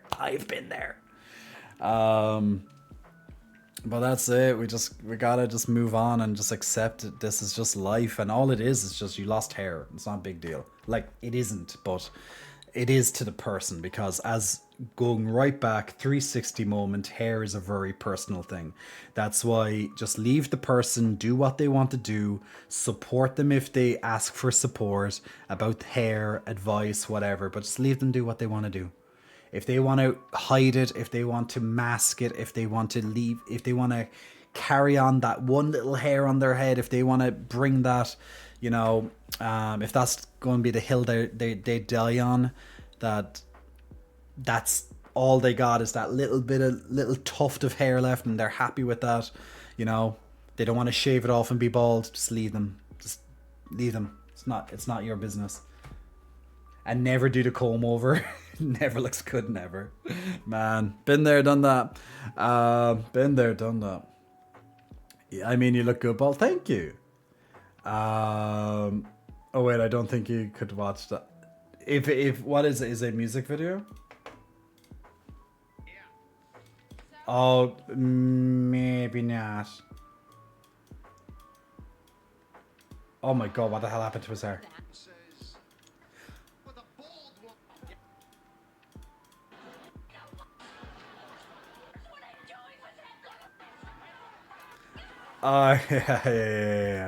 Yeah, I remember that actually. But that's the thing that people will do. I'm telling you, I've been there. So where was I? Yeah, so that's my personal journey. So anyway, so I'm currently doing some scalp treatments at the moment. So after the scalp treatment, just to give you an idea, because I sent the guys there a screenshot of it the other day. Now it might be a bit hard to see. Can you see the redness? Can you see the redness in my scalp when this happens? So like it's bright red, right? It's quite red. So my head is like a tomato after they inject all this stuff into it. But yeah, it feels good afterwards, like after like a day or so. But yeah, it's just like bright red, so it's not a nice look. So I was actually going to go live. My original plan was to go live on Friday night, but I literally had this scalp treatment done on Friday morning, and when I literally text the guys. I think I text Dub and Pexlova, and I was just like, yeah, not gonna happen. So then on Saturday was a lot better. And then I was like, okay, I'm just going to have a nice chill weekend, because with this stuff, you have to be very careful of sunlight and all. You have to be just careful of the weather in general. So it just involves a lot of either wearing a hat or else keeping out of the weather in general. So I just pretty much just relaxed as much as possible. I met a friend or two. I've met 2 friends over the weekend, and it was just nice and chill, It was a nice way to kind of come down after the holiday, my little kind of staycation. So yeah, that's it. So on Wednesday, I'm going to shave all this off probably again, or else I might as well just keep it until my appointment. I might just wait until Thursday to do it. So I'll either shave it on Wednesday, or else I might wait or else I'll just do it on Thursday. And then I have my appointment on Friday, so it's the second part of it. So, oh yeah, I told you there's scarring. This is how I got into the hair transplant topic actually earlier. So as mentioned, if you're getting a hair transplant, you're getting the donor area, which is the hair where they harvest. They take it usually through an FUE method. There's an FUT and there's an FUE method. FUE is a lot better for you. So if you're ever getting it, make sure it's an FUE. But the FUE method is how they take the hair and put it onto your head. So the area that they take the FUE or the FUT is scarred. Okay, like literally surgically removing, so obviously there's going to be scar tissue left over. Okay, so on the back of my head, now you can't properly see it now, and you won't see it like unless you're really up close to my head.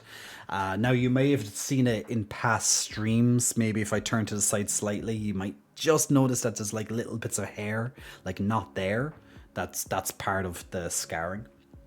So because that's where they would have removed hair, so I always try to hide it the best I could, but realistically not possible. So what they're doing as well is that they're actually going to fill in, so they're kind of like healing up this area, and it actually is proven to kind of heal up the scarring area. So hopefully in a month or so, or maybe a little bit more than a month, maybe less, we'll say about a month or so, that area should be like practically impossible to see. Like you'd have to probably be up and like really look at my scalp to see it.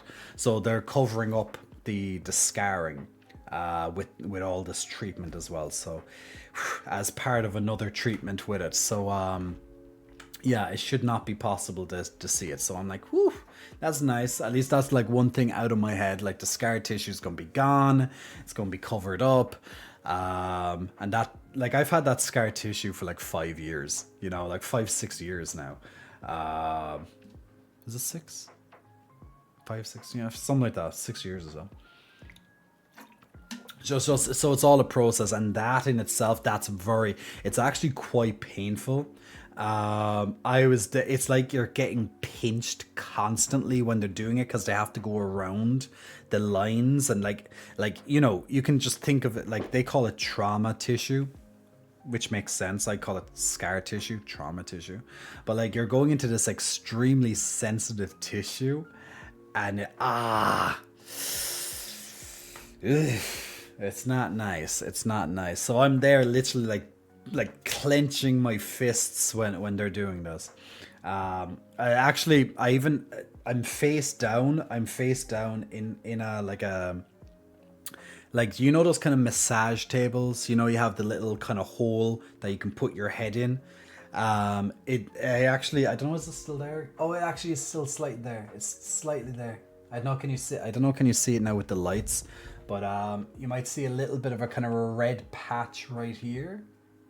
That's literally me not only like squeezing my fists, but also like really like digging my head out of the sheer kind of pain of it, just like digging it into the hole. And I actually had I have this like little red mark left over still from it. So hopefully it won't be too bad, but they said round 2 could be a little bit worse. So I'm like, so yeah, that's fun. Have you ever had anyone stare hard at your chest that you've caught them? Oh, many times, Mother Lunacy. Many times. In the gym it's very common. Like if I wore this, like I haven't worn this to the gym, to my new gym, so yeah, I don't think they're ready for it yet. But if I wore something like this, like quite revealing, now I have had my nips out and stuff, but if I wore something like this to the gym, yeah, I'll definitely get people staring. That's a given.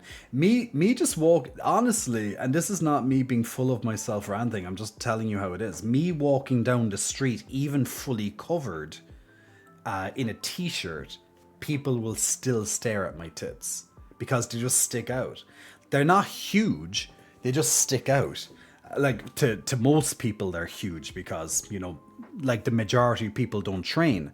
Like the people that literally train their bodies is probably like, you know, 5% of the human race, less maybe. You know, like if you look at all the fit people in the world, it's a tiny portion of the world. You know, like the average person doesn't work out. They might do a little bit of running or something like that, or maybe a little bit of sport here and there, maybe, but like they don't build their bodies, right? So pretty much anything that sticks out is huge to the to the average person. So I don't like, compared to like a professional bodybuilder, huge, like jacked up, fucking on all these different anabolics, etc. Like they will be huge compared to me, you know. But obviously we're looking from professional bodybuilder to someone who loves to work out. There's you know, it's a different category realistically, but they either way they just stick out. And since I'm not like a huge guy, like I'm not this huge bodybuilder, they stick out even more, I suppose. But they're not like, I don't think my chest is particularly huge. It's big, don't get me wrong, I know it's big, but yeah, to the vast majority of people it's probably huge. It's like, what the fuck? So when I'm wearing my t-shirts, it sticks out all the time. If I wear anything, it sticks out pretty much. I'd have to wear like a size maybe like too big for me, like 2 sizes too big for me, so they might somewhat blend in, you know.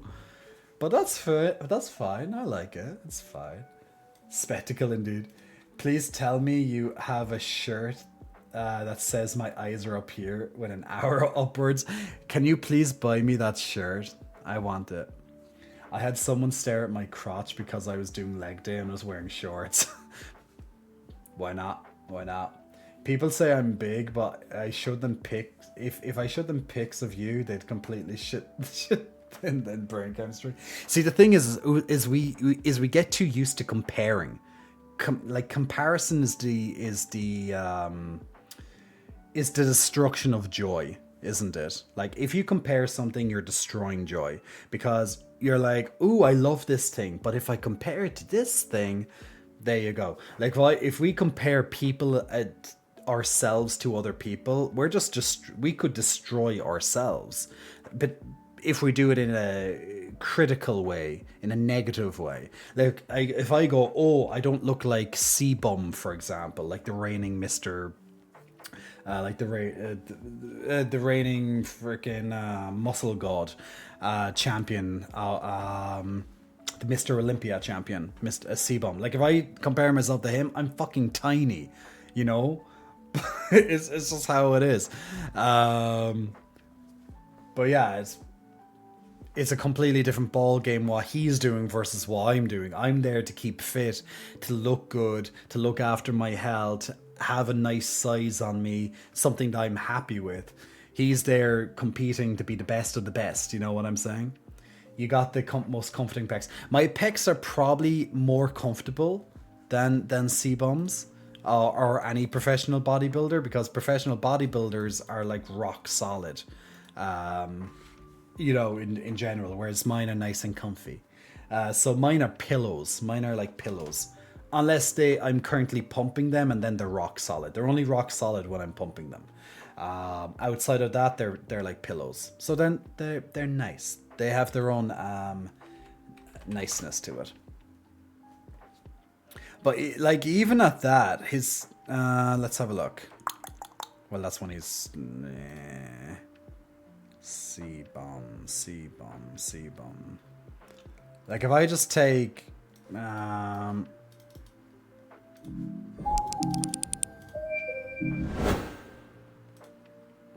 like if you try and compare yourself, like if you're in the gym and if you try and compare yourself to any of these men, like these are elite class professionals that have been doing this most of their lives, are on everything. They have every kind of thing that they need to get them to where to be. Their entire lifestyle is dedicated to this. Like this is at the peak of their brilliance, you know? And plus this is one moment in their entire professional career. This is literally one day out of years and years and years and years and years and years and years of training and eating and all the other sweat, blood, grind that goes behind it. You know what I'm saying? This is just one moment. It's when they're standing there, they're all bronzed up, they're, you know, their diet is at peak at that point. They're there. They don't look like this every day. But like if you ever, like every single person, like every other bodybuilder, if you try and compare them to this, you know, that comparison it's just not even fair, you know? Like if you go from like an amateur bodybuilder or just a gym rat or just, you know, someone who generally enjoys fitness to this, of course they're going to be fucking night and day difference, right? Like I would never compare myself to a bodybuilder. Why? Because I'm not a bodybuilder. I like training my body, doesn't make me a bodybuilder. But yeah, like these guys are monsters. Like, you know, he's just a monster.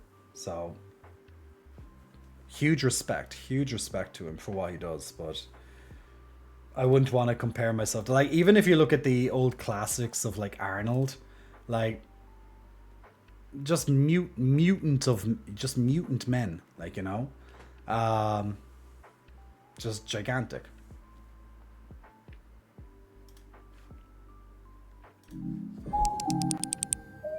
He used to work out with Rich Piana. Damn. Yeah, Rich was Rich was another mutant. Top 5%, right? But I remember Rich. Crazy bastard. Jay does not have a sleeper shape. A Mega Milk t-shirt would be nice. I have something I'm already planning to buy for you, but we'll talk on Discord. Hey, Albavordness, how are you, man? You have a similar experience, but with your butt. Well, that's good. That's good to know, mother. That's good. Call me mother. I used to work out with... Oh, you used to? Oh, I thought you said he used to work out. You used to work out. Damn. Arnold and Conan was my gay awakening.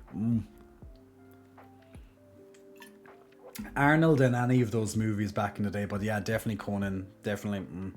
That was quite something. But yeah, like as I said, there's no point in comparing yourself to other people. It's just, you know, just compare yourself to yourself. Compare yourself to your previous version of yourself. Compare yourself to a year ago.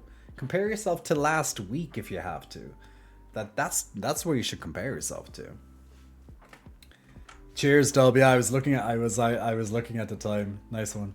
But yeah, so that's where we are at that. That sound good? So yeah, so we discussed all the holiday stuff. We discussed the hair stuff, and yeah, we're up to date, people. We're finally up to date. It's near the end of the stream, and we're up to date. I was going to be like, yeah, let's play a game, and I'm like, no, we're not.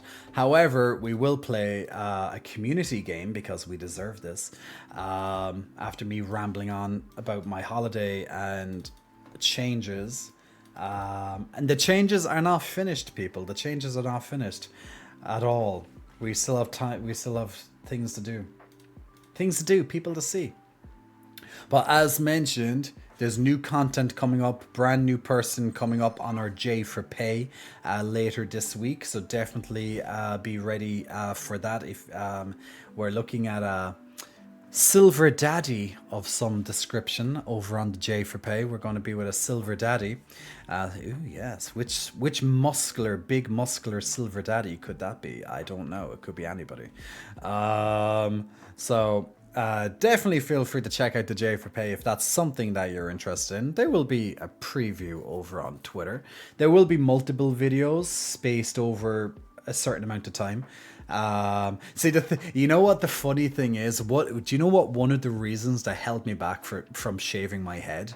And I was trying to get the timeline good with it, is because I had obviously now my head is shaved, right? So I made these videos that you're gonna like. The videos that are going to be up on the J for Pay over the next, 2 months. Like they've already been made. They were shot this summer already, before I shaved my head, right? So it's going to be kind of funny is that you're going to see me on stream and on Instagram and whatever with the shaved head. And then, you know, the J for Pay hasn't even caught up yet, you know, because I already have all that content done. I shot a lot of content.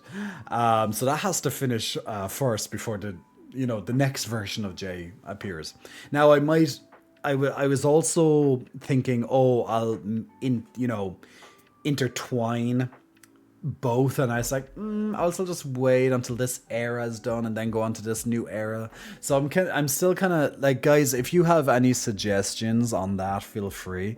Like, I think with the J for Pay videos, it's just let this era finish out, and then all the new videos that I'll be making over the next weeks and months, you know, they'll be ready after this era of videos is finished, you know. So all that will be done probably October at this stage. All those videos will be done, and then with maybe even November. I have a lot of videos, and then maybe the November from November onwards will be shaved head or bald or whatever short hair I have at that point. I just don't know. So don't worry if you see that there's going to be a difference between how Jay looks here versus the J for Pay or any content like that.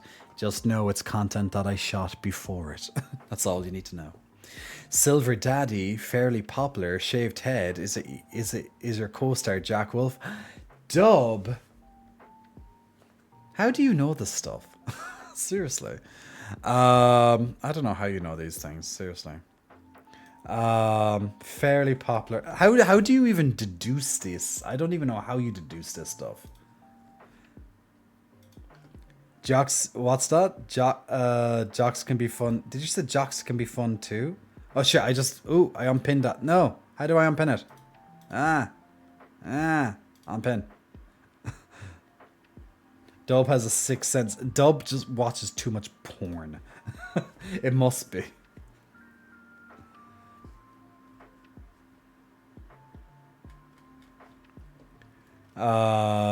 It's the only way, man. There's no other way to know this stuff. Let's move on to the word game, shall we? If I guessed it from that, I'd be impressed with myself. Be impressed. Be very impressed. Hey, Davey Snow. Okay, guys, if you want to join in with the word game, we're just going to do a little round or two or three of the word game just to kind of make the brains get back on track. So if you want to join in and try and get some words with us, all you have to do is type a word that you can see in the anagram there on the stream right now. So get that blood flowing. We have invalid and valid. We have laid. You like the shaved head? Yeah, we in the shaved head now, Yinger. So upset my friend spied you at Amsterdam airport last week. He spotted me at the airport. Wow. I like that people actually notice me. Did he? Oh yeah, I have to tell people about my Amsterdam airport shenanigans. I have to get to that. We have anvil, we have land.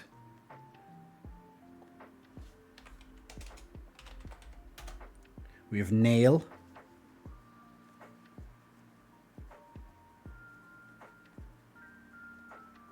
What do you mean, what did I do?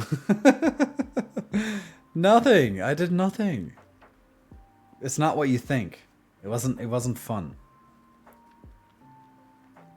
Remember, one correct word every single vial. Every single padlock you can get one correct word. We need at least one word to pass the level. There's plenty of words there.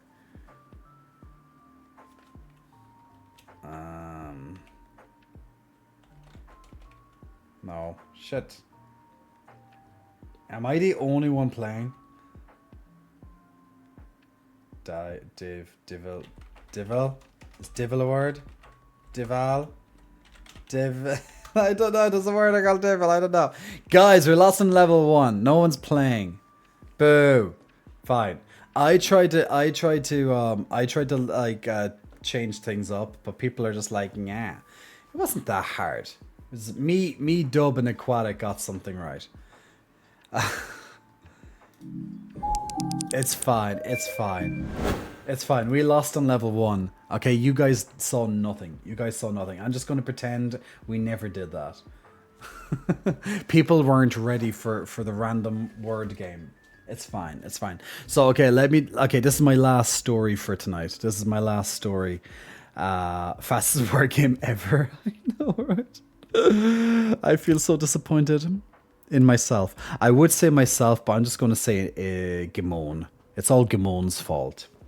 If Gimon is still here, he's probably playing Final Fantasy 14. You know, the worst expansion ever. To the worst game ever. I hope he's here so he can hear me say that. But yes, if Gimon was here to hear me say that, he'll be very happy right now. But yeah, Gimon has been very quiet all stream, so he might be just lurking while he plays his little Final Fantasy game. I'm going to blame him for the word game and that failure. That's fine. I would have been heartbroken if he got to say hi to you and I couldn't though. What? Okay, so Devi, does he live in Amsterdam or did he just happen to be in the same airport as I was walking through it? So what did I do? So let me give you a little. Oh yeah, can you see my little insect bites? I fucking hate insect bites. I have like one here on my shoulder as well. It's almost gone now, but oh my god, aren't insect bites so annoying? I got like a few of them. I got a few on my legs, but yeah, they're such a pain in the ass, and they get itchy as well. And you have to like try not to itch them. So irritating. Yeah, really irritating, right? So I was what was I doing? So yeah. So, and what? Yeah, I think this is going to happen for like a few months when people are like, what did you do to your hair? Because people haven't tuned in over the last while. So they're like, we haven't seen this. I shaved it. Woo, knee action. You should watch that video. What video? Oh, that's cute. Oh, can we? Let's watch this together. That's so cute.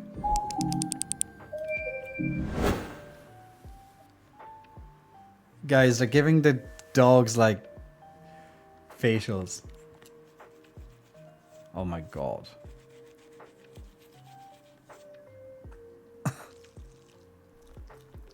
Oh my god. Look at her, they're so happy.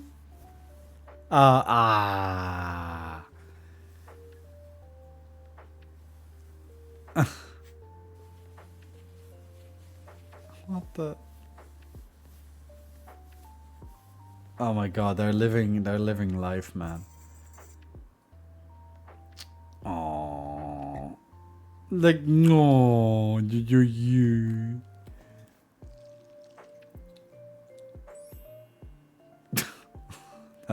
That is adorable. That's just adorable now.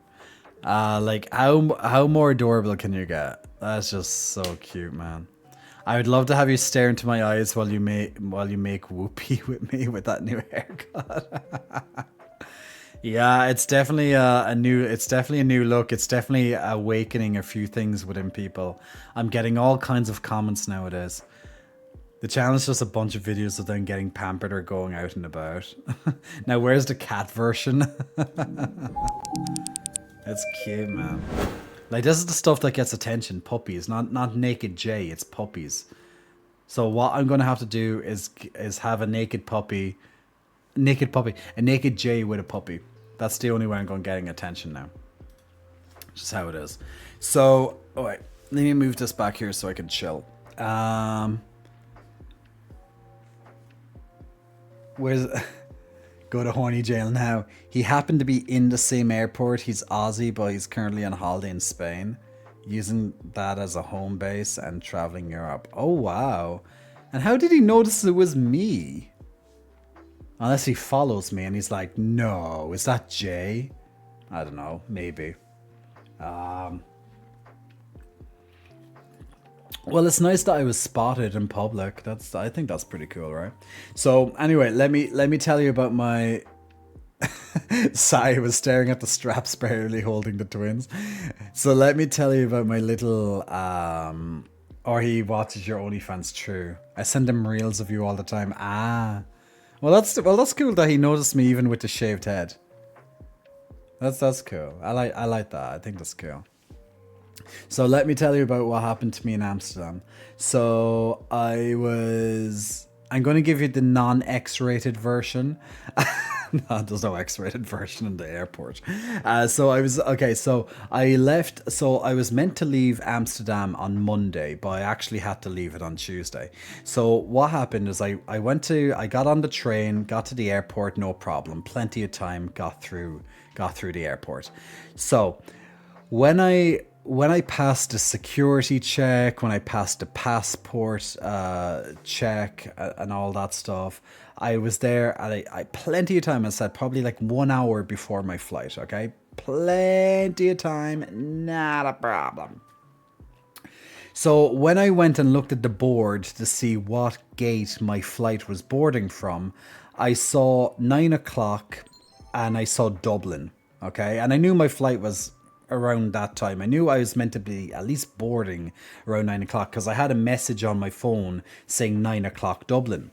I looked at the board and I saw 9 o'clock Dublin. So I was like, okay, but the gate wasn't announced. Now, Amsterdam is split into like 5 different sections from A to H. A, B, C, D, E, F. Is there a G? G, H. Yeah, H, yeah. It's multiple different sections. Whatever many letters that was. A, B, C, D, F, G, H. Eight different sections. So it goes from like A to H or whatever. So all they had was like section H where my gate was going to be. So I was like, okay, Dublin, section H, no problem. So I went to section H and I was waiting. I started playing on my Steam Deck, so I was just like nice and chilled, playing my game, and I was just like waiting for the update of when the flight was going to be. But it just kept not appearing. So I was waiting and waiting and waiting. So anyway, the time came when eventually Dublin appeared on the board at section H. So it updated and I was like, okay, great. I got into the queue and I was down and I waited until I had to hand my boarding pass and my passport to the flight attendant, right? And she looked at it and she put into the scanner and then it was invalid. And I was like, and she's like, what flight are you going on? I was like, Dublin. And she's like, who are you flying with? I was like, I was Aer Lingus. So there's 2 different Irish flights. There's Ryanair and there's Aer Lingus, 2 different airlines. Little did I know, there was 2 Dublin flights at the same time on different sides of the airport. Okay, I wasn't aware there was 2 flights going to Dublin from 2 different Irish airlines at the same time in the same fucking airport. Now that stuff doesn't happen because like there's like rarely do you ever, if ever, do you see 2 flights leaving to the same freaking city, right? So yes, Jay got confused. So I went to the Ryanair flight when I should have been at the Aer Lingus flight. So Jay literally went back up the stairs and ran the fastest I've done in years. I sprinted across the motherfucking airport with my hand luggage as well, my carry-on luggage. So I was like a fucking demon trying to get to the other side of the frickin' airport. I stopped along the way to ask a guy, could he phone ahead to let them know I was coming. He said that he got no answer. So then I started running again. So I got to those twins must have been clapping. My twins were clapping. My cheeks were freaking clapping. My legs were rubbing together. I had I had chafing going up and down my legs. Ah, that was sore. Um, but so I ran to the other side of the airport. Okay. Wait, you didn't know which airline you were flying with? No, I knew what airline I was flying with, but there was two airlines. It doesn't say the airline you're flying with on the board. It just says, you know, the time, the flight number, and the destination, right? So that's pretty much all that you see. And all I saw was like 9 o'clock Dublin. A little bit down on the board, there was another Dublin. I just didn't see the second Dublin. I just noticed the 9 o'clock Dublin. So I ran. So yeah, I know it's really weird. So I ran across the airport, sprinted my fucking poor little heart out, and I got to the Aer Lingus flight to Dublin. However, it was closed, and they would not open it for me. So I came up to the desk. I was like. like could not even fucking say a word. I was just like, I was fucking dead. I was dead. I literally ran across the whole fucking airport in like 5 minutes. So yeah, he told me that there's nothing he could do. He has to rebook me for the next flight. And he said the next flight is at this time, but tomorrow. Now, he did it for free as well, so I didn't have to pay any cost. I think he took pity on me because he literally saw this big man being sweating like that in front of him, be like, I think he just took pity on me or whatever like that, and he just pretty much rebooked me. I bet they asked first time after seeing you running. And yeah, so that was a fun experience, running across the frickin' airport only to miss the flight. But I guess since I did it, at least, yeah, I got the cardio out of the way, I guess. As if I didn't already do like 20,000 plus steps throughout the entire, trip every single day. I needed that extra little bit of cardio. So anyway, I lost the flight. So I got onto, should I tell you this part? I don't know, should I tell you this part because it's a little bit, should I?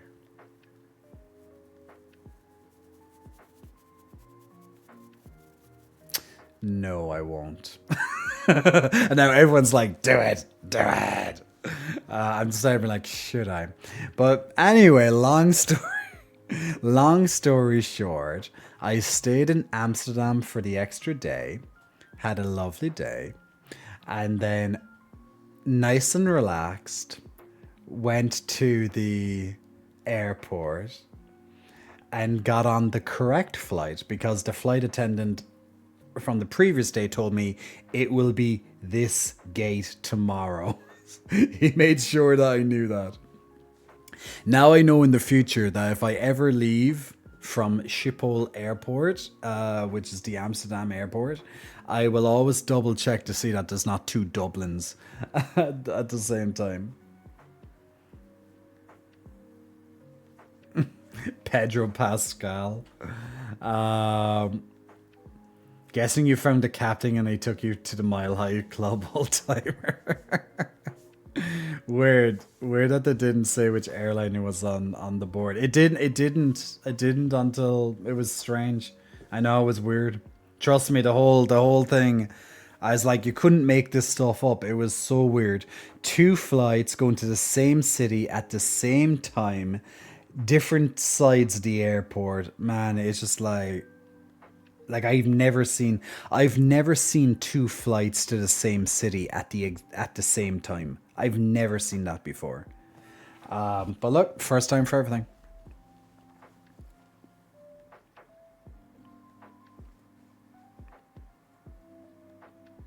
Going on an airplane just won't fly with you. Yeah. Do that. Wait. Let's check what this is.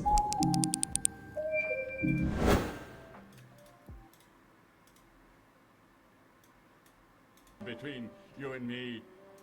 My hair is thinning a bit. Oh, Your Highness, I'm sure it's not that noticeable. Bald! Bald! Bald! My eyes! All right.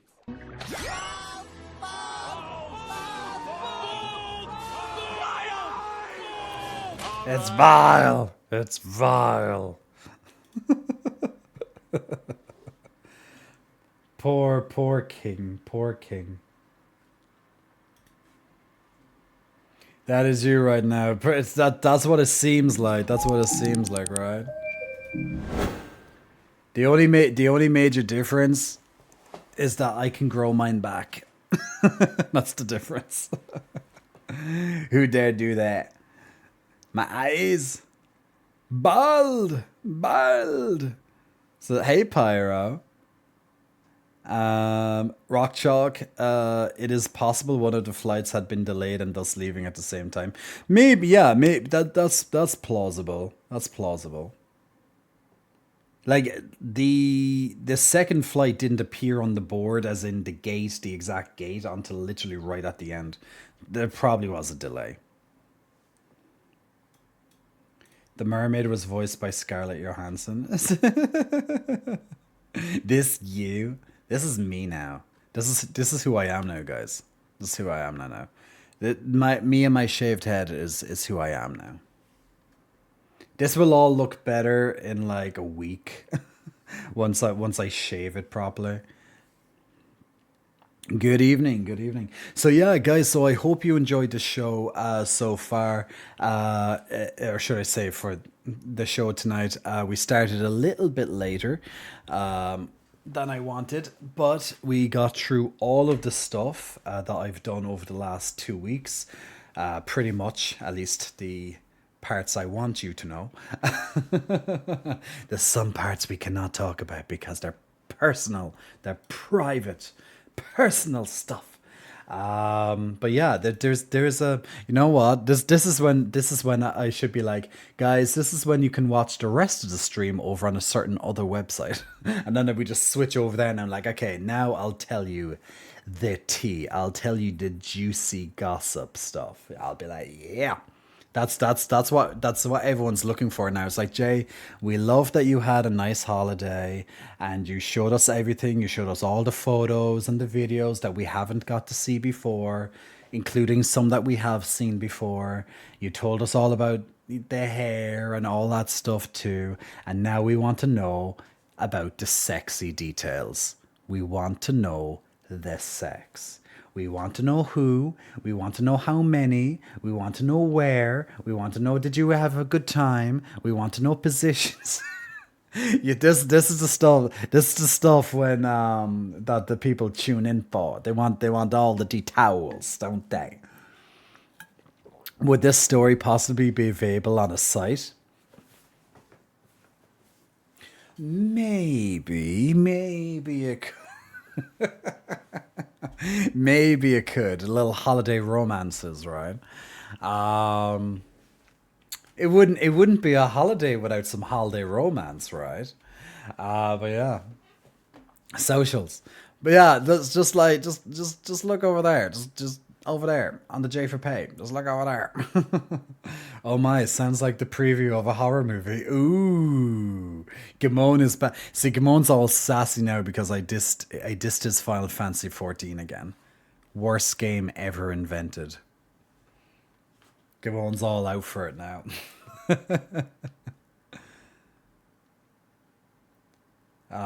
My worst nightmare is missing a flight and being stranded in a foreign country broke. Yeah, that'd be pretty awful. Funnily enough, my friend had a connecting flight. He stayed in Greece for a few extra days when I went to Amsterdam, but on the way back he had a connecting flight that was late. So it was late to his flight leaving Greece was late. So by the time he got to Turkey, which is where his connecting flight was, it already took off. So then he was stranded in Turkey, in Istanbul, because of the connecting flight issue. Now, he asked me could I pay for it, and he'll give it back as a loan, which I did, because the airline will reimburse him then. So the airline had to pay for a new flight plus a hotel, because he had to wait like a whole day for the next flight. So it's just like, little delays can cause such a huge rippling effect. And funnily enough, speaking about delays, when I got to the airport on the second day, the rebooked flight, that flight was delayed by almost 2 hours. I was like, just my luck to be here on the second day, well before time, like an hour before my flight, nice and chill, and then the flight is delayed by 2 hours. And I'm just like, well, get to play my computer game longer. And that's literally all I did. I was like, well. Like, sure, I would have been happier to be home 2 hours earlier, don't get me wrong, but I was like, more game time for Jay. So I was happy. I was playing my Steam Deck. I was all good. It's all good. Gotta love your portable consoles. Always a good thing, right?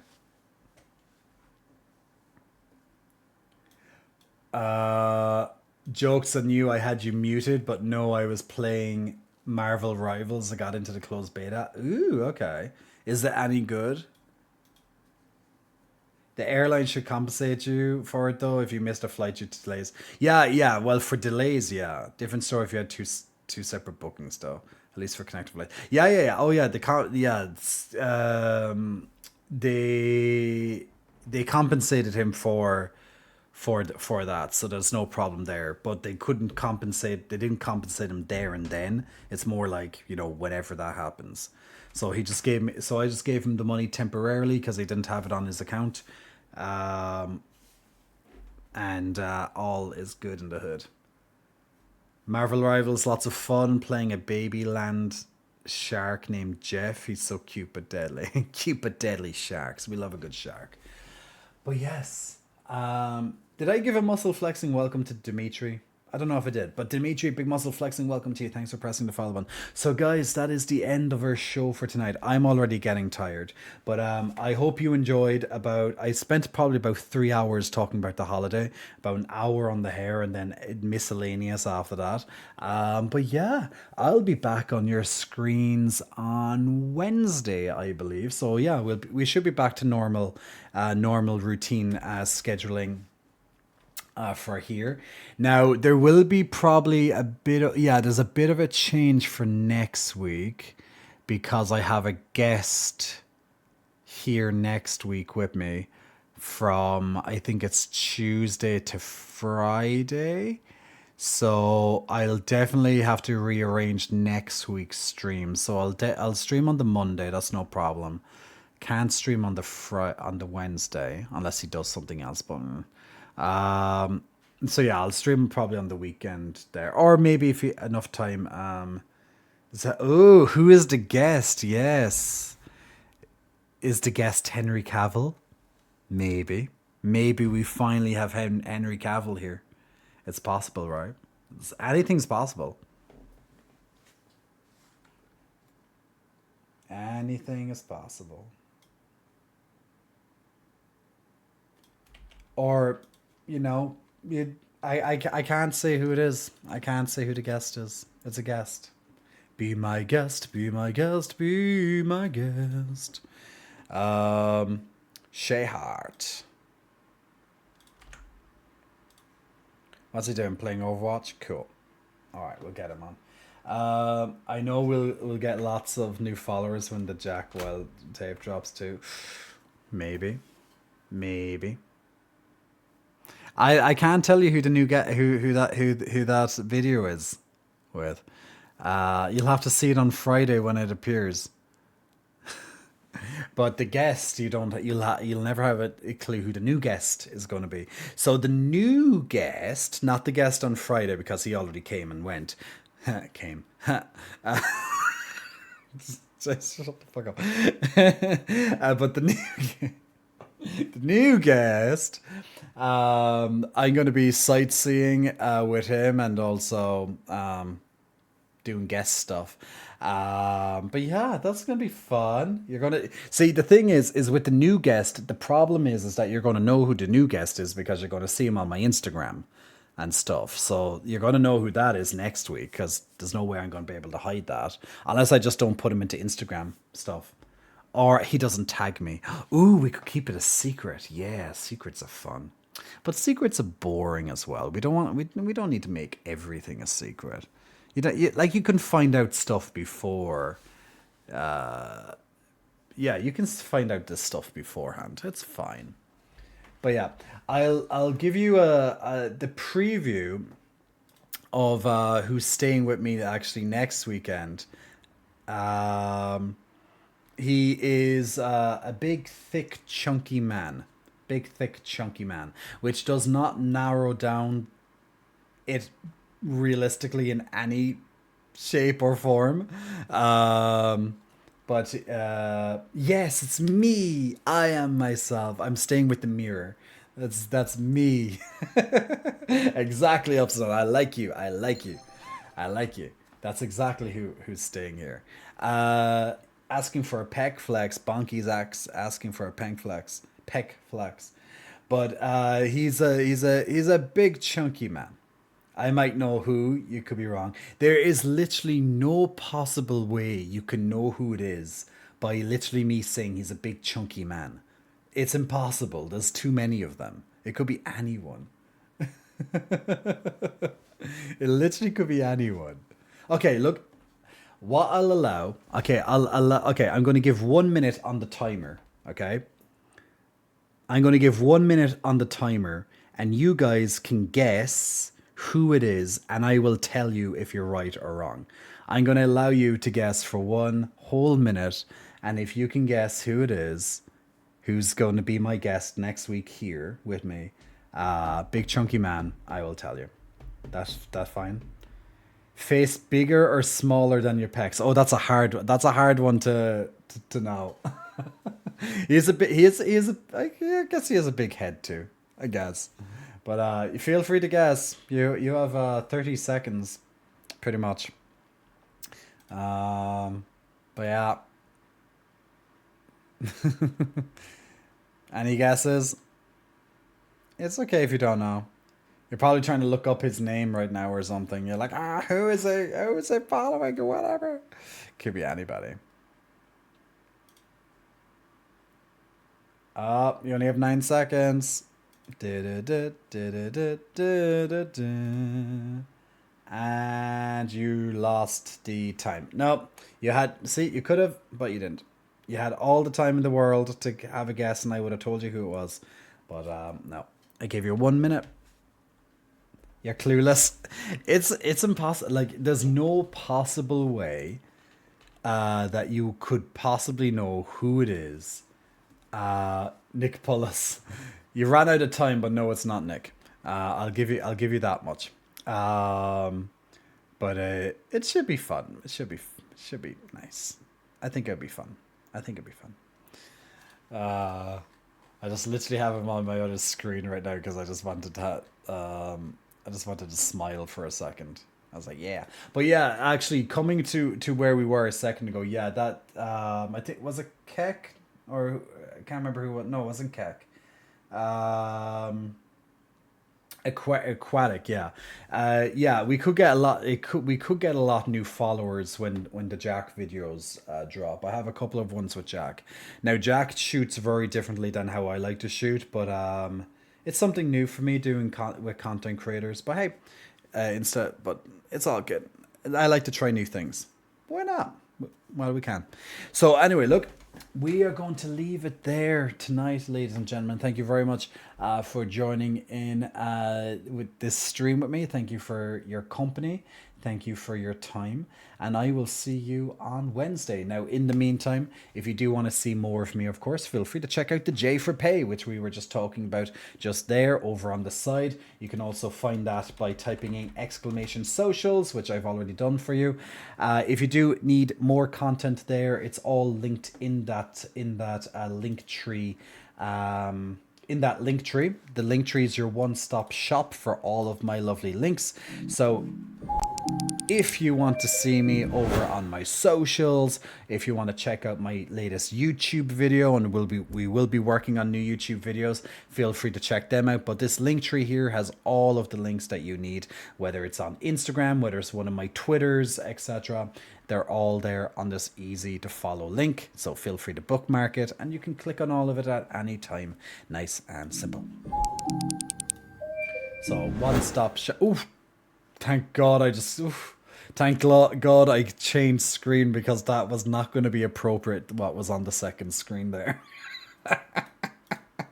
I had Twitter up of that person and literally straight in your face is an image. It leaves nothing to the imagination, I can tell you. that particular image. Wow. I'm just going changing the tab right now. That's much more appropriate. Whoops. That almost. I please tell me I clicked on the screen before that actually popped up. I'm sure I did. But yeah, that could have been an easy whoopsie right there. You know, like, that's why you always have to be very careful of what tabs you have opened. When you're streaming, you just never know when something like that slips through. So I'll be back on your screens on Monday. It is Monday, Jay. I'll be back to your screens on Wednesday. We'll play a new game or something like that on Wednesday. We'll do some community games too, and we'll catch up at the same time. And yeah, we'll be all back fine and dandy, sugar and candy. Now, in the meantime, we're going to check out Shay Hart. He's currently playing some Overwatch 2. So if you like a bit of Overwatch 2, Shay is currently playing. I got into Overwatch 2 when it came out, and I played it for like a day or two.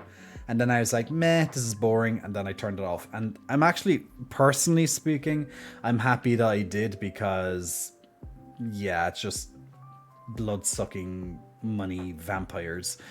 That's all it is. It's Blizzard. That's what they do. At least for these type of free-to-play games. But, you know, it is what it is. But yeah, so guys, thank you very much for watching. If you do want to check some Shay Hart out, we're going to give him a little raid. He's playing Overwatch 2, as I mentioned. And yeah, we'll go from that. And Boiled Egg Mama, oh my God, you're bowled now. Bowled. I'm bowled. Almost. Almost bowled at this moment. But guys, I'll see you all very, very soon. The next person you're going to see over on your screen in about 20 or so seconds, thereabouts, 20 or so seconds, is Shay Hart. So if you do want to check him out afterwards, just stay tuned and you'll be directly put over there. I'm going to go directly to sleep though. I'm going to say a quick hello to Shay before I go to sleep and go from there. So until then guys, I'll see you all very, very soon. Thank you for joining. Bye.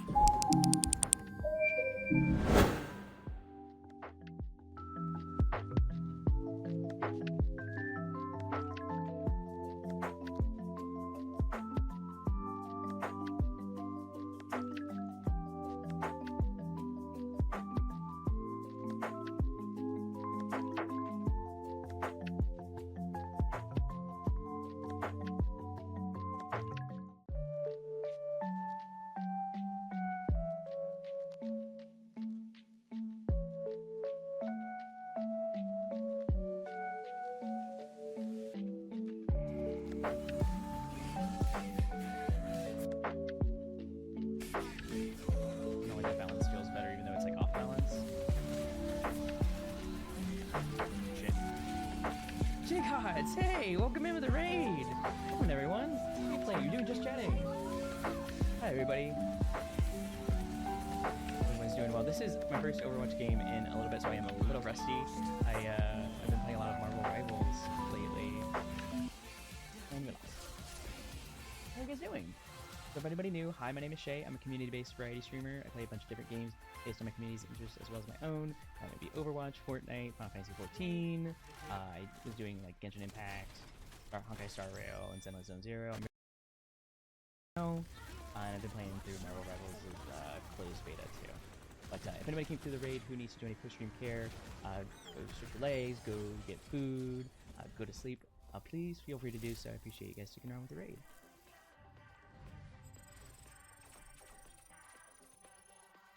I was gifted the battle pass, and therefore I feel like I need to work on it. Get some rest, J Cottz.